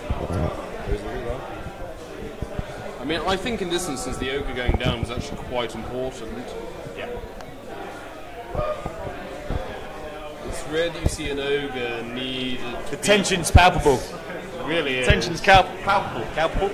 Calculable, palpable. Palpable's the word. I swear. Calculable is not, though. Nuffle is watching this game, indeed. From the Tune crowd. in for today's DBL word, which is pottery. And nobody here has any affiliation to Stoke. None whatsoever. Okay. Tony gambling on the go for it already. Love it. He's going to hit him with the guard assist and this. 2 dice. There we go. Oh, I'm seeing a chain push. Is that a double skull? Both down in the skull. Ooh, that's big. But it's a blocker. Blocker on a blocker. How lucky does Tony feel? Unlucky. Right now, he's got to determine if, well, he's got that reroll, will he use it? He's trying to free up the only guy who can get next to the ball carrier if it's possible. That's what he's trying to do. At the moment, if this takes this, he's still got to do the free up dodge. 1, 2, 3, 4. He's blitzing. 5. Trying to remove that guy off the ball. With a 6. So he doesn't have to dodge. Like this guy has blocked as well. Push. That's all he needs. Push. Now it gives him that free run. Doesn't have to potentially burn the reroll on the free up dodge. He's got a reroll for those 4 up dodges that he needs it for. And he's got a Gambit for the double skull.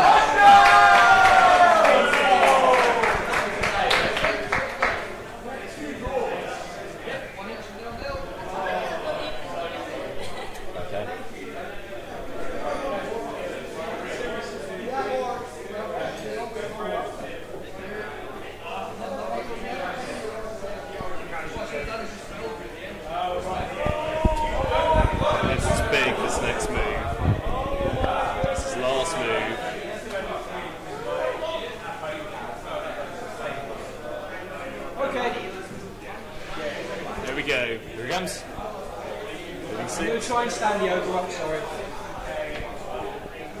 Ogre stand. Yes.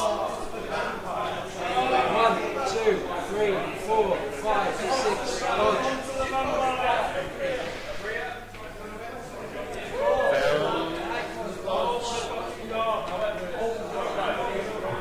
Going for it. So we're going to go for it today.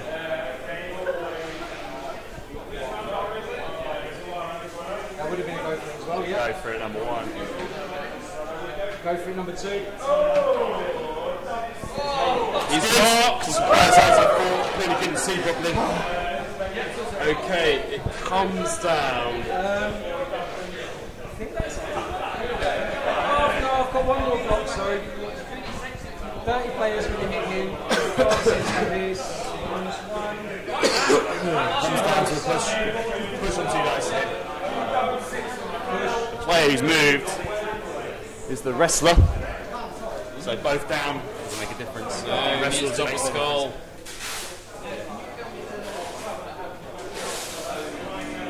Well, reroll's gone. Here's the blitz. Okay, here it is, Mark. Big play. That's all he needs.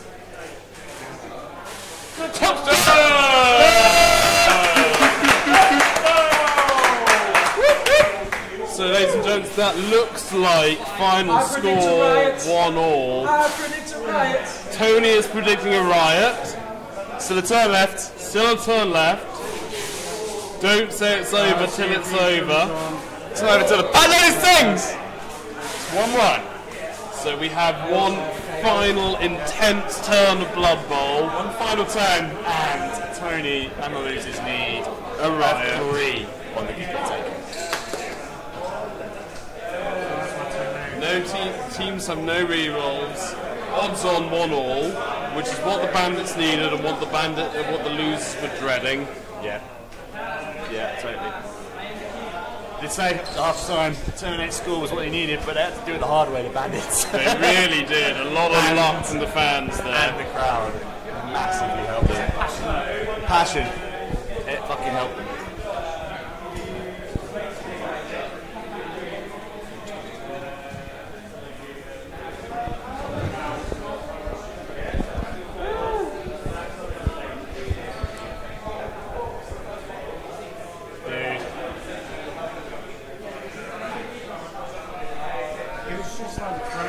Crowd surf. The thing is, there are probably mistakes made there. Like, so there's 2 guys that are second. Like, hold up there. It could have been 3 to deal with that. I think you needed to put the guard guy in, and that was the right thing to do. Was to get 2 guys. I had to free him up first, and I had to make sure that the ball didn't escape from it. Riot needed. What's a riot? 3. 3 needed on the kickoff table here. If the losers are going to have any chance of getting a winner here, and they need a winner, otherwise it's Cuckleberry time. And it'll be a shame for the linemen, I think. And as it stands, the Bandits are in the big boys knockout with a draw. That's... Yeah, it was definitely a black or did the POW, but you can also check back actually, if need be, if you want. Sounds good to me. Because there's one already in their injury, so Tony's setting up. If you're a Losers fan, keep everything crossed.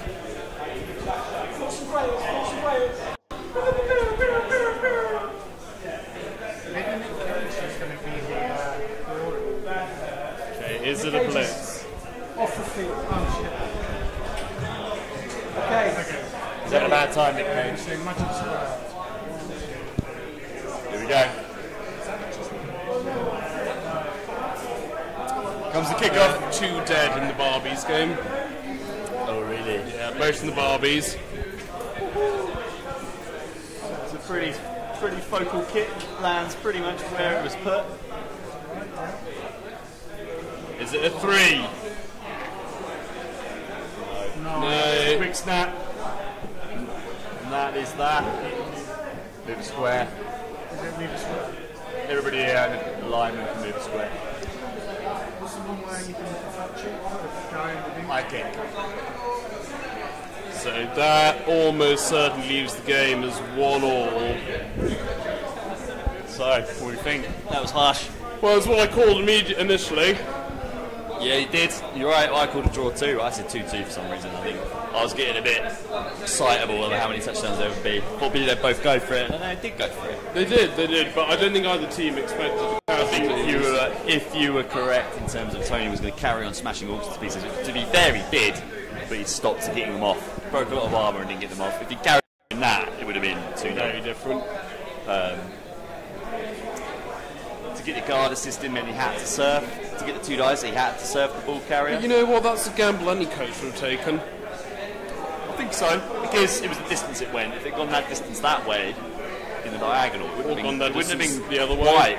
If it had gone that way, even better, but 9 that way was the way it needed to go. If it had gone 9 the other way, I don't think any of these guys could have got it other than the thrower, and then the thrower wouldn't have been able to score, so he had to move 5 to get there probably, because he's so slow. It landed exactly where it needed to be. Chris rolled a 3 to pick it up. He rolled a 2 to dump off, re-rolled the dump off, and then also what helped was 2 go for it as well. From the middle of the table, from the other blitzer, to get him into a position to cover him in case that happens. Still, at the moment, a draw puts the Linos at the top of the bottom from the knockouts. 2 wins, 2 draws. Yeah, they'll be on 8 points. Yeah, which could be enough to. It'll go above Dodgers. Dodgers will drop in. Who knows? Blood Bowl's strange. 8 points could still be enough to get you in there. I think this secures Chris's place. 10 the knockouts. points is guarantees you. 10 points is guaranteed. Yeah, so it's that 9 points is where it's big result for the Bandits. Yeah. So it's now over to Glory Passes.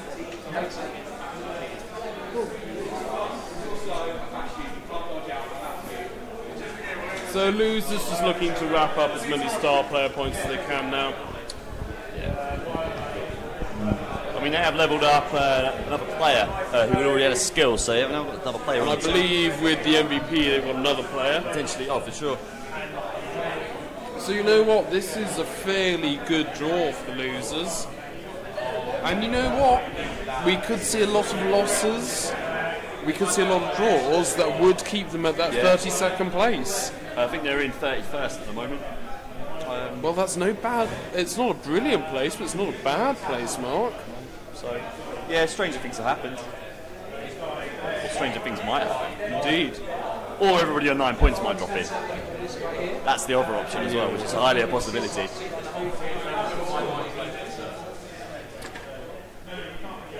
I mean, my money is I look like I'm going to go down to place 16, and I think you're going to drop to 27. Me? Yeah. That's fine. That's about average. I think I'm going to squeak in on TD difference. I think. So I think 14 points will be like... I think there are only 3 teams that can threaten me. We shall see. Yeah, we shall. We will find out by Saturday, mate. It's going to be a big one. We just need to get Pete out of his temporal vortex. And he's playing his games. There's a few coaches who've got to play their games. Aaron's playing now against George.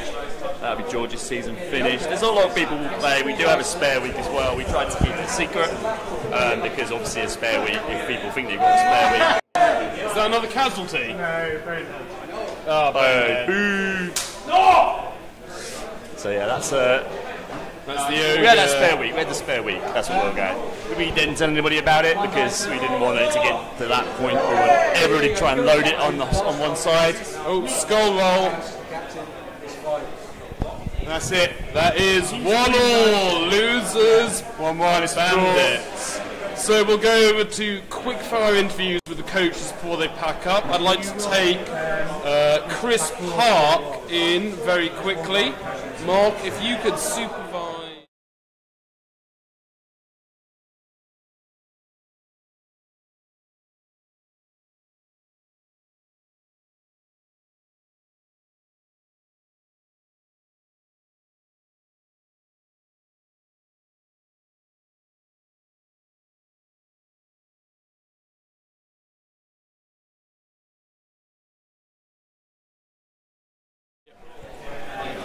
So that was a glorious game, Blood Bowl there, Mark. 1-1 draw. One of the tightly 40 matches I've ever seen. That was tight. I think there was nonsense for the equaliser as well. Oh, most definitely. It's horrible. I think that game came down to that throw-in. No, I don't mind saying so. Well, it came down to the throw-in from the crowd, but Chris put himself into that position to make that happen. Because the ball was locked over there, he got it out, he got it through the lineman, then what Chris should have done is moved that lineman first. I would hesitate as a coach saying any coach is going to gamble on a throw-in. No, I know. But at least Chris got it into that position that it had to happen. Fair. So Chris had to go crazy to get the ball out. He should have moved it earlier. Yeah, agreed. And he didn't. He left it. It was a turnover for a dodge. No real reason. And he might talk to you about that at the moment. But that lineman should have just gone for it and pelted for it. But in the end, him not doing that meant that the ball went off and went favourably for him. Tony didn't ignore the other side, but that's where it evened out. Because it was down to 8 players aside at that point. Very much so. So Tony loaded one side, knowing if I get this ball, it's 2-0. Because there was no way all those Orcs were going to get back. No, of course not. And then what happened was, he went off the pitch. There's no other way Tony could have gone down. He could have won one dicer. Maybe and he would have been pushed into more linos on the side. And then the next turn he would have got him because that lino wouldn't have been able to go anywhere. Yeah. So, for the 2 dicer, getting the 2 dicer, lost the game. They lost the chance. They got the draw, I think. So, we've got a few more comments. Assist from the crowd. There's one comment. Awful. Nuffle was watching the game in the crowd. Nuffle is always watching the game. Nuffle's always watching. We'll sign off there. We'll let these guys do what they need to do rather than interview them, and we will be back in the next stream, I think. Okay, ladies and gents, it's been a real blast. Thanks for watching. I look forward to you tuning in next game. I've been Alex the Baron Leopard, and this has been Mark COMMISH Hampson. COMMISH will be streaming probably the East final next, so our league seasons are all finishing. We're going to stream the final matches between the 2 divisions, the trophies, and other such stuff. So that's a big deal. That's going to be the Warhammerers versus the Scumbags, and then we will look at the Southern final, which will probably be the next one. The Northern final, well, the Northern final can be set up. The Central final's been set up today. So it's only really the West that needs TBC. Indeed. So stay tuned for more Blood Bowl madness. Yeah, we'll give you updates. We'll come in and we'll get the governors in to have a little commentate through the division, who the losers were, who the winners were, especially if they're not playing. And if you're bored, do feel free to pop in 7 Dials to join the DBL madness, and we look forward to meeting you. Yeah, Mondays and Tuesdays, 7 Dials Club in Covent Garden. Indeed. Take care, ladies and gents. See you later. Bye. Ciao, ciao.